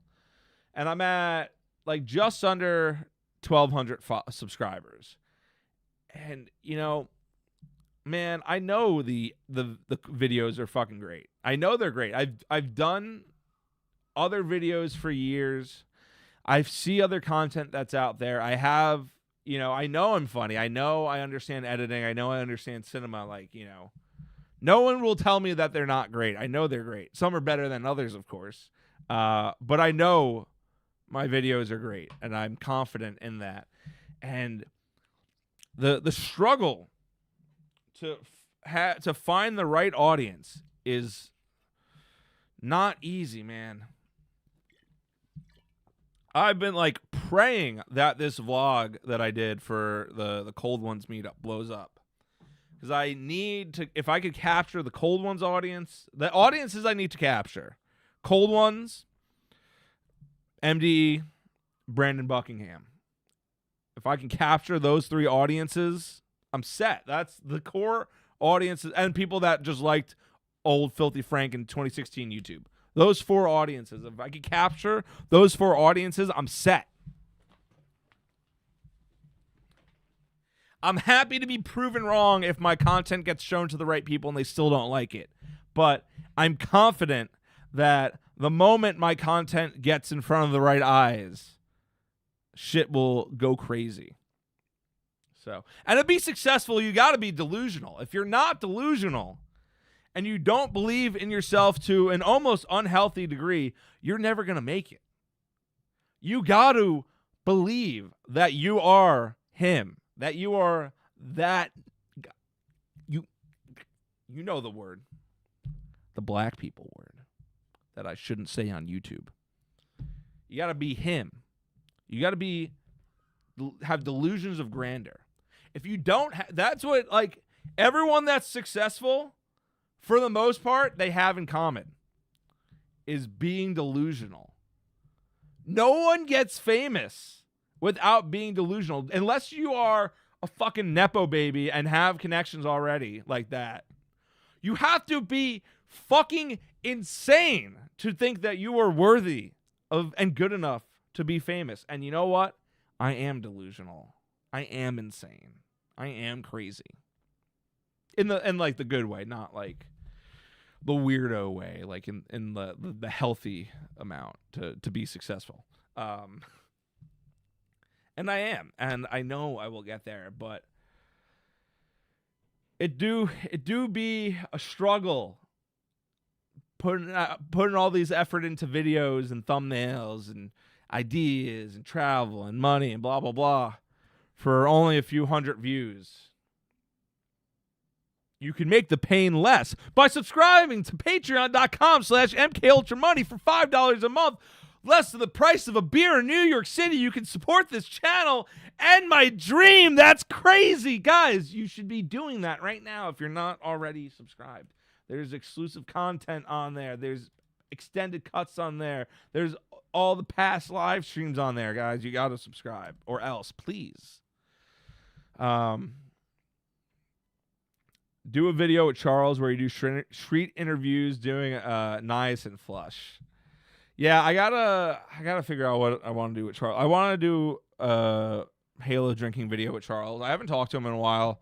I'd have to like make time to plan probably going up there to see him, because I don't think he'll be coming down here anytime soon. And then I think Man on the Street would honestly be really good with Schultz, Alex Schultz. I think he'd be good at that. So I'd like to do that with him when he's done touring. Instead of a drinking video, it could be a funny spinoff. Yeah, I don't know. I'd have to just like think of ideas. I need to talk to Charles eventually and figure it out. Charles is just the hardest person to ever get to answer calls or texts. Even for Kino Corner, who's making a feature film with him, who has done a short film with him, struggles to get Charles to answer his fucking phone. You essentially need to go through Rafina. So if I like really want to talk to Charles that bad, I'm just gonna hit up Rafina about it. Kubrick or Lynch? Lynch, hands down. Lynch is my number one of all time. My favorite. Always be delusional. Yes. Act of Killing is the most crazy doc I've ever seen, bar none, and it lost the Oscar to another Showa Holocaust doc. Sick. Oh, of course it did. That's surprising. I mean, it's not surprising, but for just like how popular Act of Killing is as far as documentaries go, especially at the time, that is surprising. I wasn't a big fan of it though. It was a little continue down the list.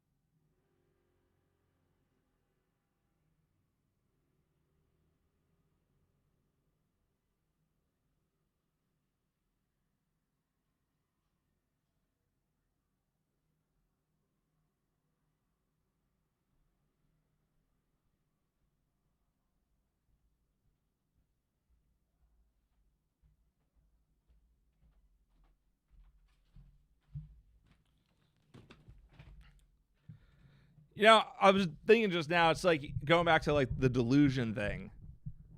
To have all these like stories that I have of like meeting people, you really do got to be like delusional and want it and crazy to be able to get into these situations to begin with, to have the opportunity to be there. So it's like, you know, I've proven it before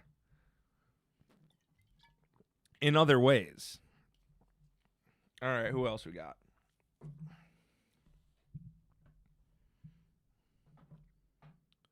Paul Verhoeven, that was a cool one. He had I think it was an anniversary screening of RoboCop, and they did an after party for that at Film Society Lincoln Center.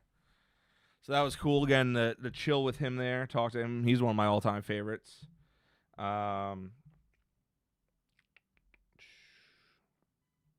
Whit Stillman, director of. Oh, I'm muted.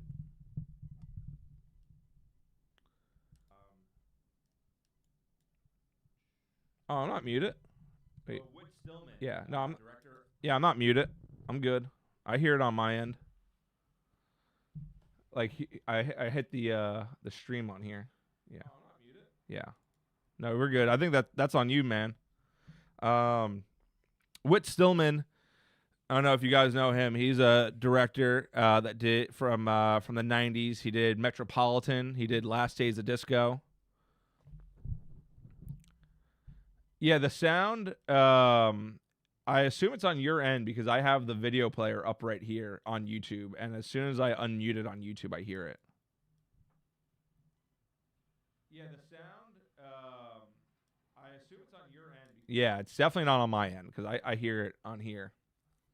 Um,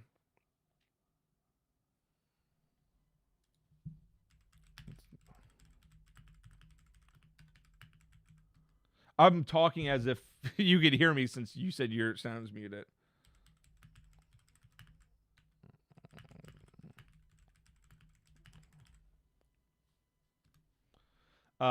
Whit Stillman, he did Metropolitan. He did Last Days of Disco. Fantastic movies. If you guys haven't seen them, very funny movies. Very witty. No pun intended. And he, despite them being kind of old from like Metropolitan's from like 1990, and I think his last, God, when was his last movie? So long ago.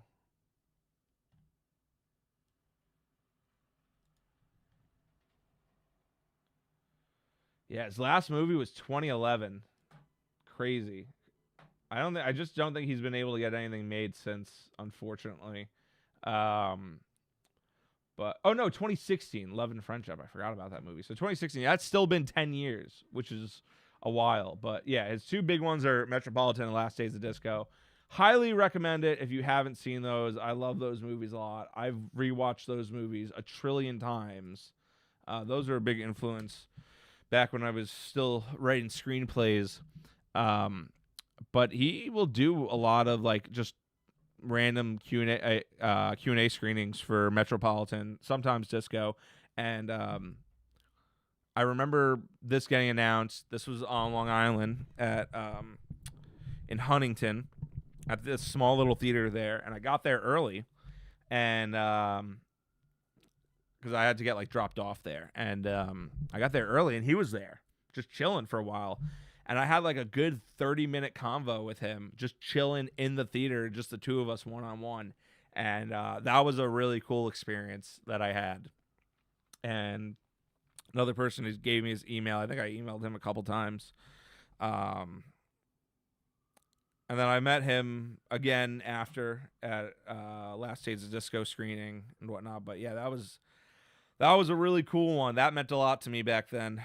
Kyle MacLachlan from Twin Peaks. He has a wine company, and he was doing a tasting for that. So I got to meet him there. That was right. That was 2017. So that was June 2017. So that was right after I saw the world premiere of Twin Peaks: The Return at Cannes that year. So that was cool to meet him right after that. Safdie brothers, I met them at Film Society Lincoln Center. That was for a screening of Good Time, and they were chill as fuck. I was talking to both of them afterwards, talking to them about 4chan and shit. They're our guys, because I remember I saw the Pepe in Good Time, and you know, Pepe in 2017, it was like, you know, it was more well known, but not the same as Pepe now. Like every fucking normie knows what Pepe is. But like back then, I'm like, you guys post on 4chan, don't you? They're like, yeah, we post on TV. I'm like, I knew it. So that was kind of funny. They were chill as fuck. I love the Safdies, man. They're really, as I said earlier, they're one of the only greats left. Marty Supreme, best thing ever. Smashing Machine, also just masterpiece, which a lot of people didn't love as much, but I don't know, man. That movie was so good. The Rock was incredible in that. That movie made me feel like I connected with him spiritually with that movie. Like, I don't know. Just like how, you know, going back to the delusion, but how bad you want it. And it was kind of cool to see a movie where it's like he doesn't like win necessarily in the end, and it's, you know, it's a bit of a downer, and you know, it's a beautiful movie. I think people are not giving that movie credit, and I hope that it gets the credit it deserves. So many people were saying it's like, oh, now we know which Safdie brother has the sauce. It's Josh, and it's like, all right, sure, it is Marty Supreme is the better movie. It is the more stylistic movie, but the Smashing Machine is so good too. They're both 10 out of 10s for me. They're both 10 out of 10s. I've seen over 3,000 movies, chat. I've given, according to Letterboxd, 58 of them a perfect score.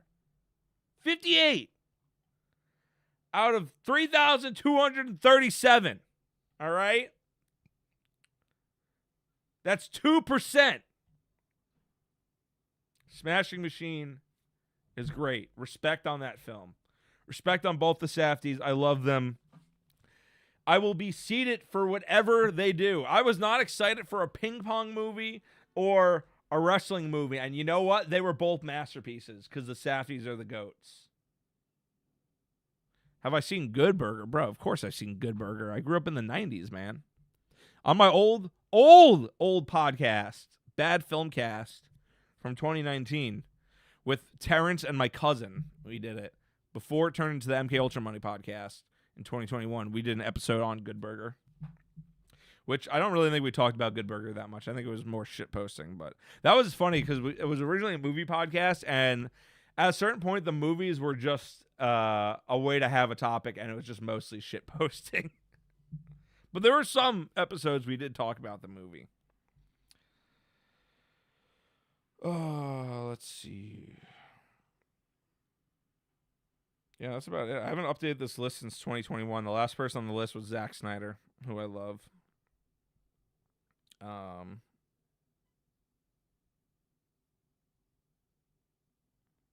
Yeah, I mean there's some other really cool names on here. Nathan Fielder, Greta Gerwig, Noah Baumbach, Chloe Sevigny. Yeah, just but like the stories were just, not as interesting. But that is the list. And there's probably been a couple others since, but I've not updated it. Like Max and Chad, for instance. Oh my god, man, I ranted about movies for so long. Here I say I hate movies so much, but the minute I get back on it, it's just like the spark returns a bit. Remember when Sonny Bunch appeared on your podcast? I do. Damn. OG right here. Dang now in the chat. Real OG. That was crazy. That guy has the worst fucking opinions ever. He's literally like one of those never Trumper Republicans. Which are like, all those people are like spiritually just like libtards. So I had to unfollow him because his takes were so bad. You should probably make a dedicated video on all these people you've met. Yeah, but like the thing is, it's so just out of, it's like nothing, like it's just doesn't correlate with the channel, at all. That's what I like these streams for.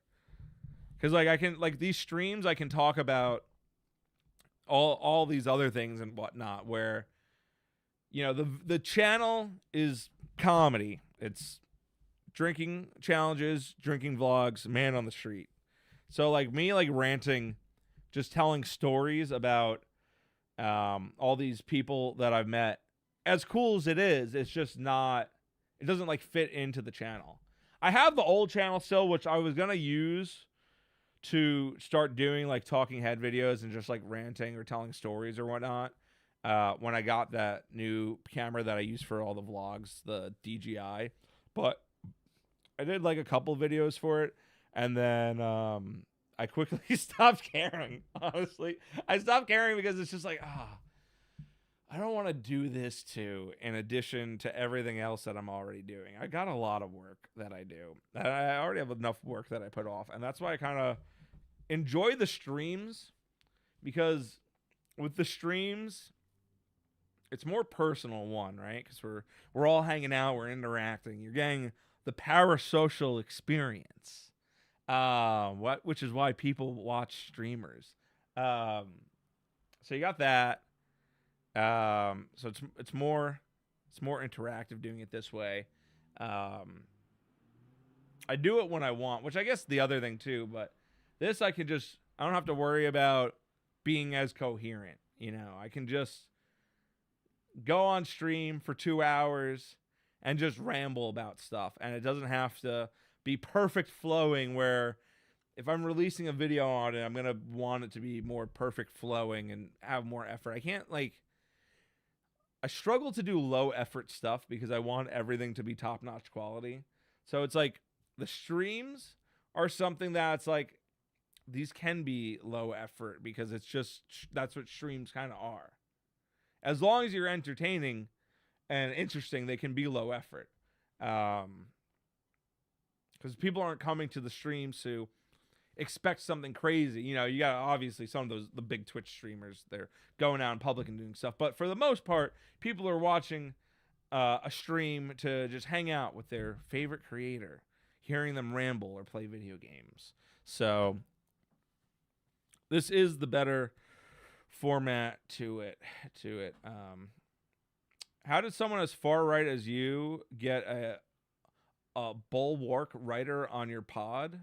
Is that what he writes for? Is that Bulwark?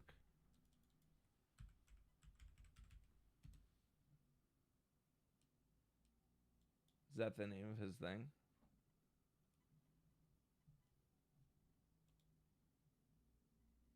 That is site, I guess.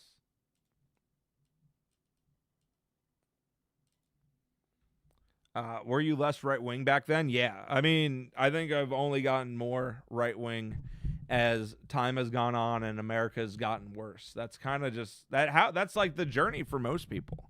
It's just most people started out. I would say a lot of people that are far right now have started out just not caring about politics. I mean, to say Gamersgate is the start of everything is very true. You know, most people just want to be left alone and play their video games in peace. And when you couldn't do that, when you couldn't just let the gamers be and have fun, they inadvertently created the Fourth Reich. Gamers rise up. But yeah, I mean that's kind of the story of everyone. It's just the worst. You know, culture and art has degraded to nothing. It's so bad now. Actually, this was a rant that I wanted to go on. I was thinking the other day, it was just how bad culture and art is now, and that it's just I don't black pill for I don't black pill ever. I'm very white pilled. I'm very optimistic. But the one thing I struggle to stay white pilled on and not black pill is art and culture. And we've just seen everything degrade so much in this past decade. More so since COVID. I think you could see the obvious peak, right, was the 2000s. That was the peak of everything, in my opinion. Video games, music, movies, TV, anime, probably. I'd have to think about anime a bit more, but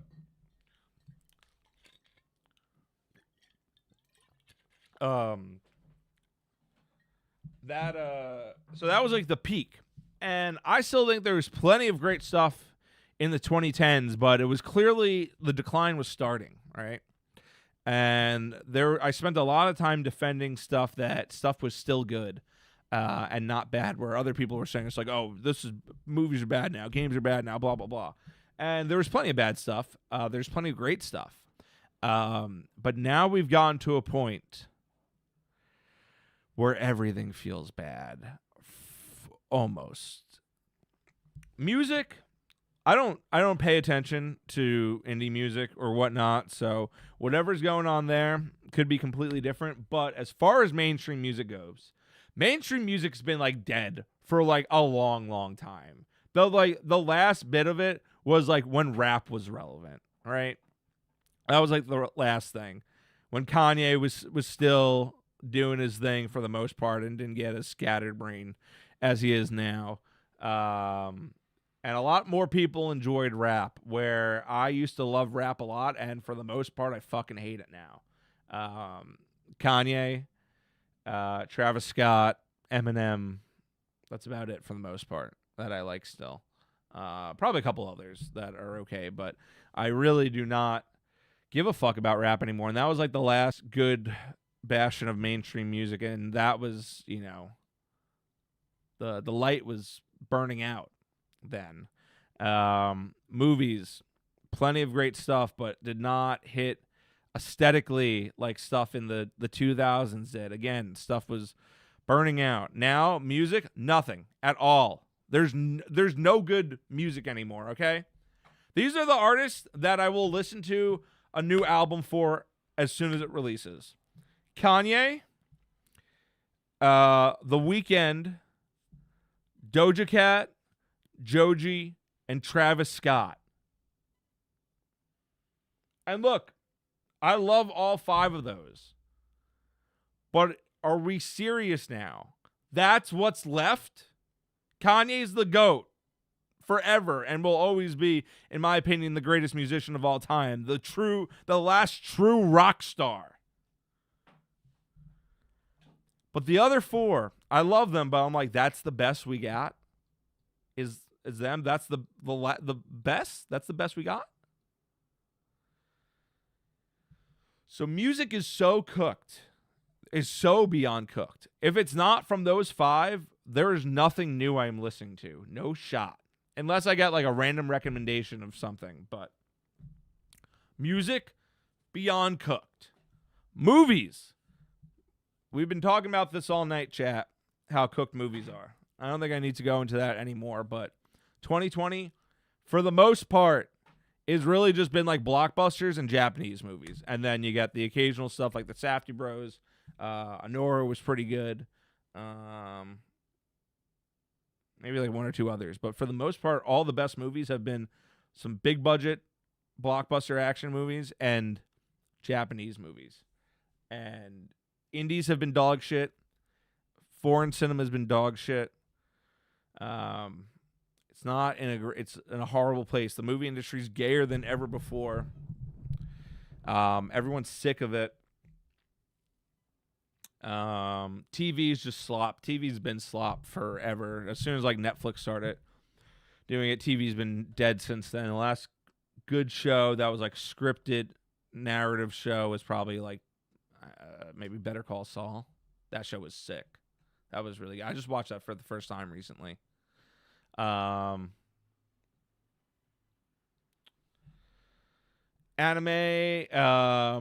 I watch a lot more of the like mainstream stuff. I've heard there's issues with modern anime, but I am not averse enough to talk about those issues. I'm not really seeking out as much new stuff because I got so much stuff to.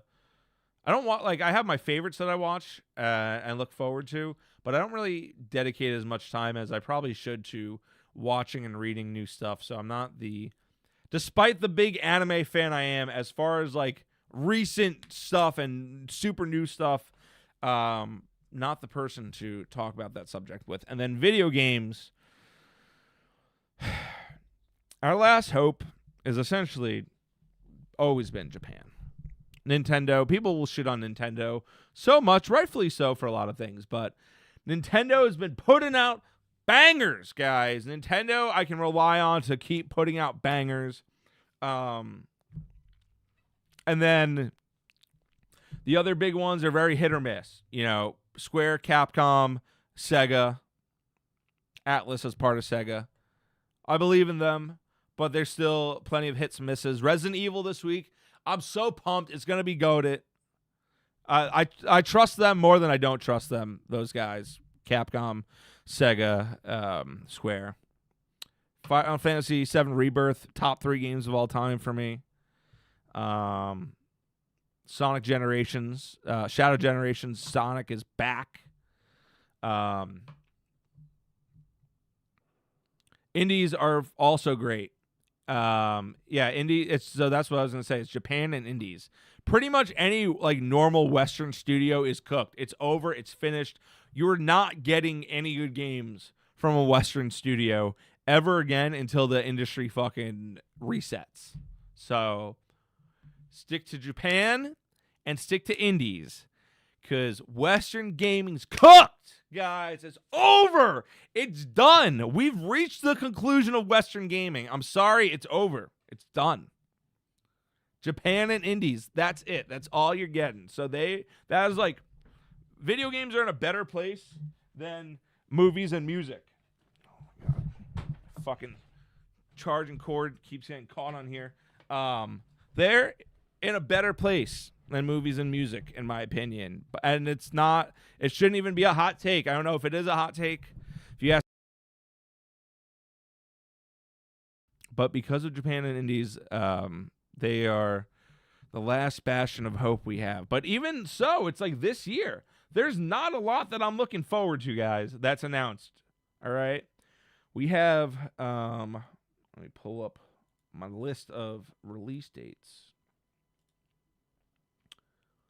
We have Resident Evil coming out this week, which I'm super pumped for.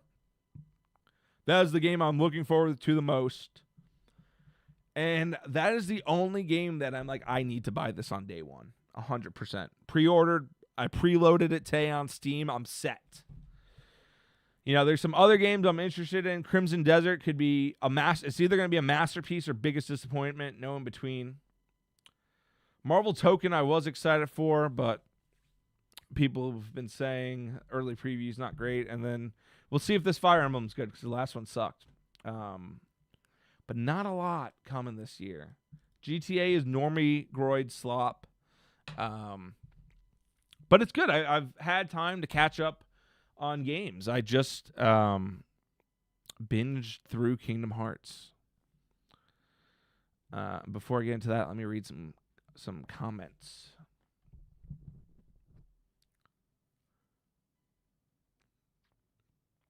For the stream, you could occasionally cover your new videos and talk about it live and fill it with details.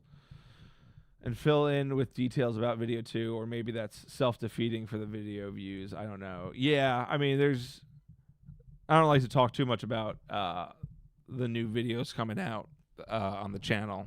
I'll talk about them.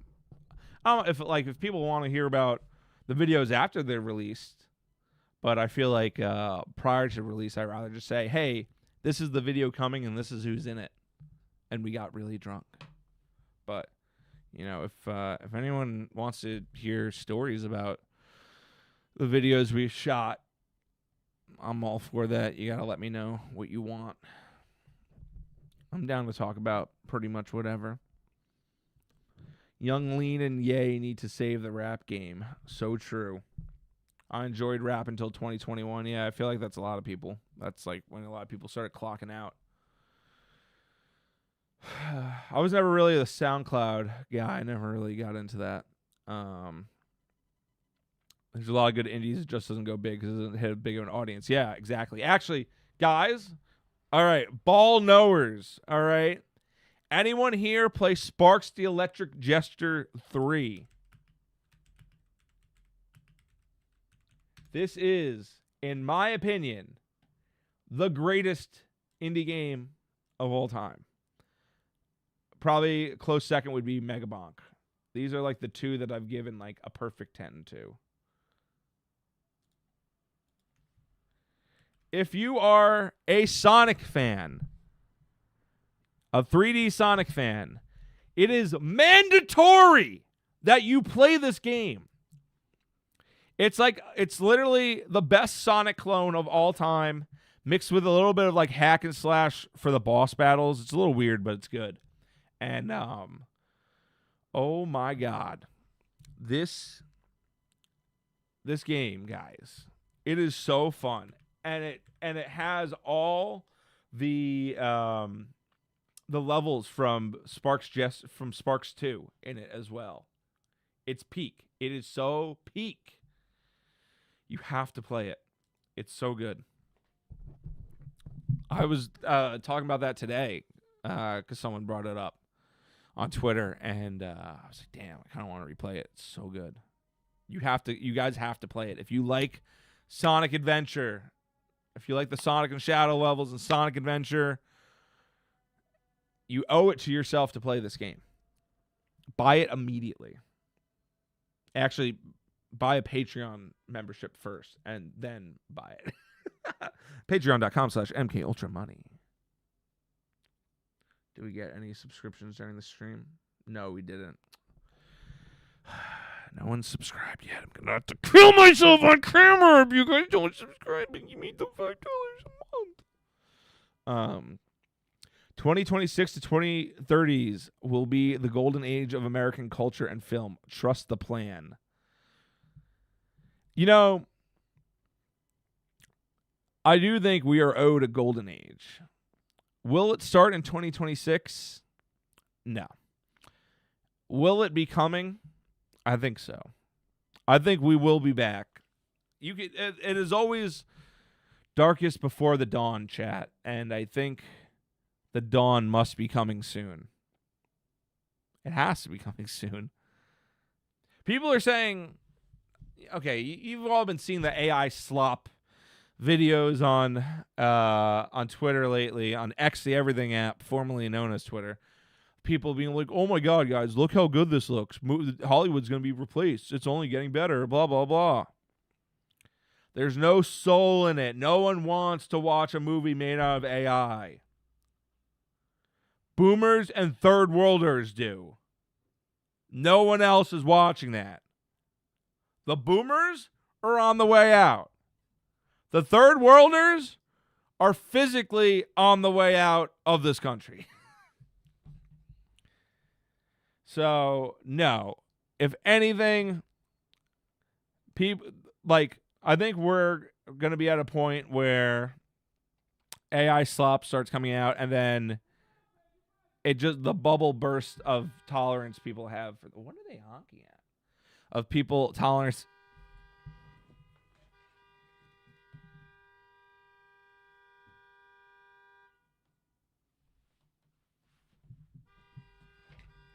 Do you guys hear the honking? Does the mic pick it up? They're honking like crazy outside. Anyways, yeah, I think it's gonna get to a point where it's just if they start releasing AI movies, it's gonna be people are gonna get so tired of it so fast that it just creates an implosion, and we see the return to golden age of actually making movies. Actually, there's this awesome. Let me pull this up. There's this really awesome clip that my friend sent me from James Gray. Let me pull this up.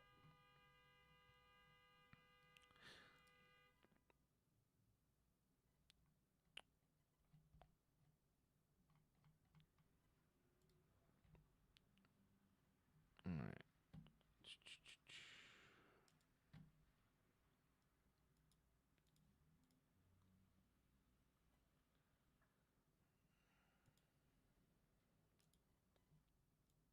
All right. I think the theatrical is essential. If you look at the streaming movies that do the best, they are the movies that come out in theaters first. So that should tell you something. But you know, I think the movie business made a critical mistake. And really, it was not a recent mistake, but a big mistake.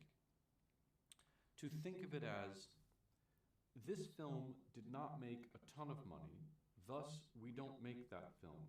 This film will make a ton of money, thus we make that one. A very strict balance sheet equation.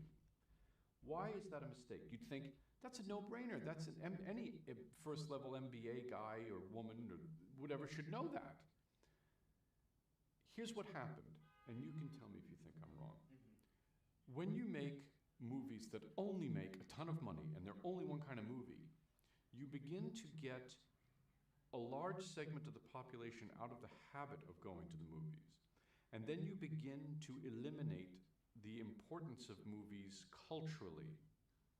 You lose, when you are so quarterly earnings, bottom line minded, you lose I think, the big brain vision to say, look, I have no problem with a comic book movie. I have seen excellent ones made. I think Tim Burton's second Batman is a beautiful movie, and Michelle Pfeiffer's brilliant in it. I think what Chris Nolan does, my friend Matt Reeves certainly did the deep dive with his Batman film. So I know that there are things that can be done in the genre. That's not an argument saying all comic book movies are terrible and they shouldn't be made. No, of course they should be made. The slate, though, the fact that it is no longer broad-based for theatrical by the studios means that they have forced a smaller and smaller and smaller segment of the population to like it. I'm going to make him an offer he can't refuse. And you know instantly what movie that is. Right. You cannot quote me a single line from Aquaman. You can't. So what does that mean? It means the cultural, and Academy Awards, they know it. Yeah. They sit around and they say, why is the viewership? Why is it going down? Yeah. It's going down because we did sounded not so make Jewish the there. investment in the broad-based engagement with the product. I know, maybe a movie that was made, well, you know, Ang Lee movie Ice Storm, maybe that didn't make $1 billion, but you know what? It maintained broad-based interest. Exactly. So we've got to force it back. And you know what? The studios should be willing to lose money for a couple of years on art film divisions. And in the end, they will be happier because it'll come back. That's what I think. So, yeah, sorry if that was a little low at first. I went to go take a piss. Needed that as a piss break again. I've been drinking a lot of water because I'm talking a lot. But if anyone wants to watch it again or whatever, that's the link to it there. But yeah, my friend sent me this, I think yesterday. And I was like, that is such a great point that James Gray makes about that. Without these like art movies that, you know, they'll sometimes lose money on, you know, you don't have that desire for, you know, people will go see that and then they'll have the desire to go see everything else. So when movies were good, I was going and seeing fucking everything, man.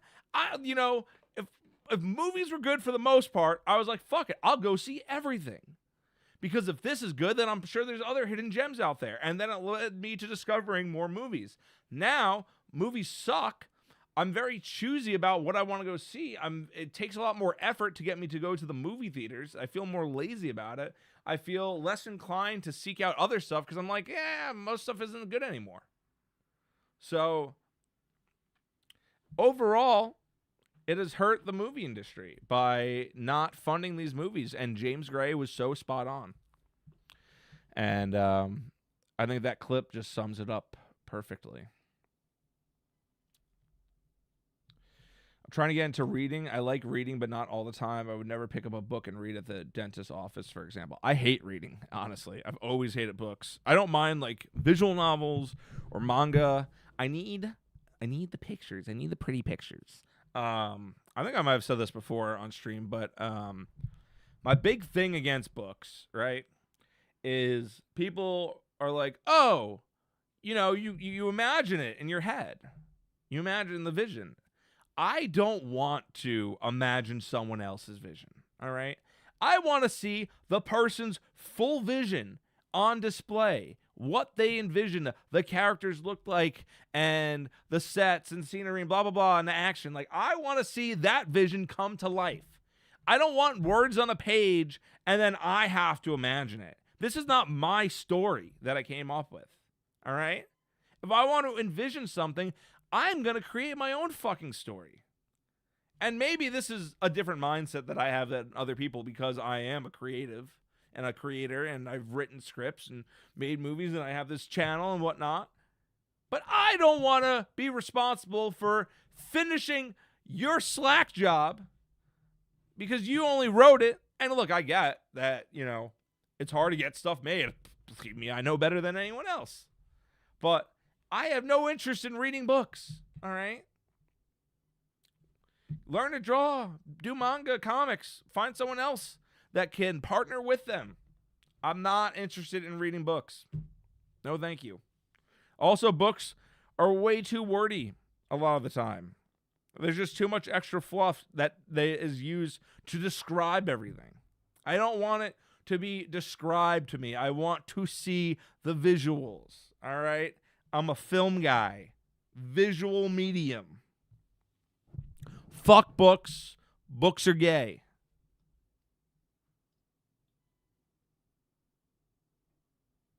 Now I see why Charles doesn't respond to your text. What the fuck does that mean? What the hell does that mean? He doesn't respond to anyone's. All right? He's like this with everyone.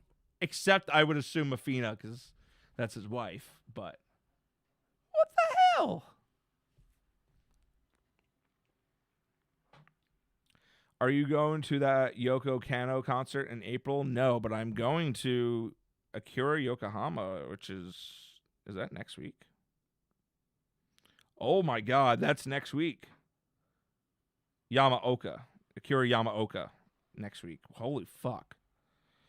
Man, that snuck up on me. Shit, I forgot that was next week. Yeah, I'm going with Justin Wang, to go see Akira Yamaoka, who did all the Silent Hill music. So that'll be fun. Going to that next week.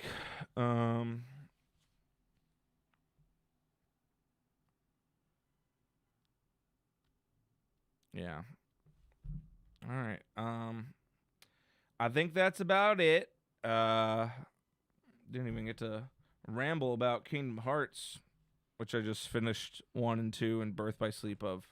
But yeah, I've streamed for over 2 hours now. I kind of like that. As I think 2 hours is a good length for streaming. So I think I'm gonna call it here, guys. Had fun. Hope everyone else had fun.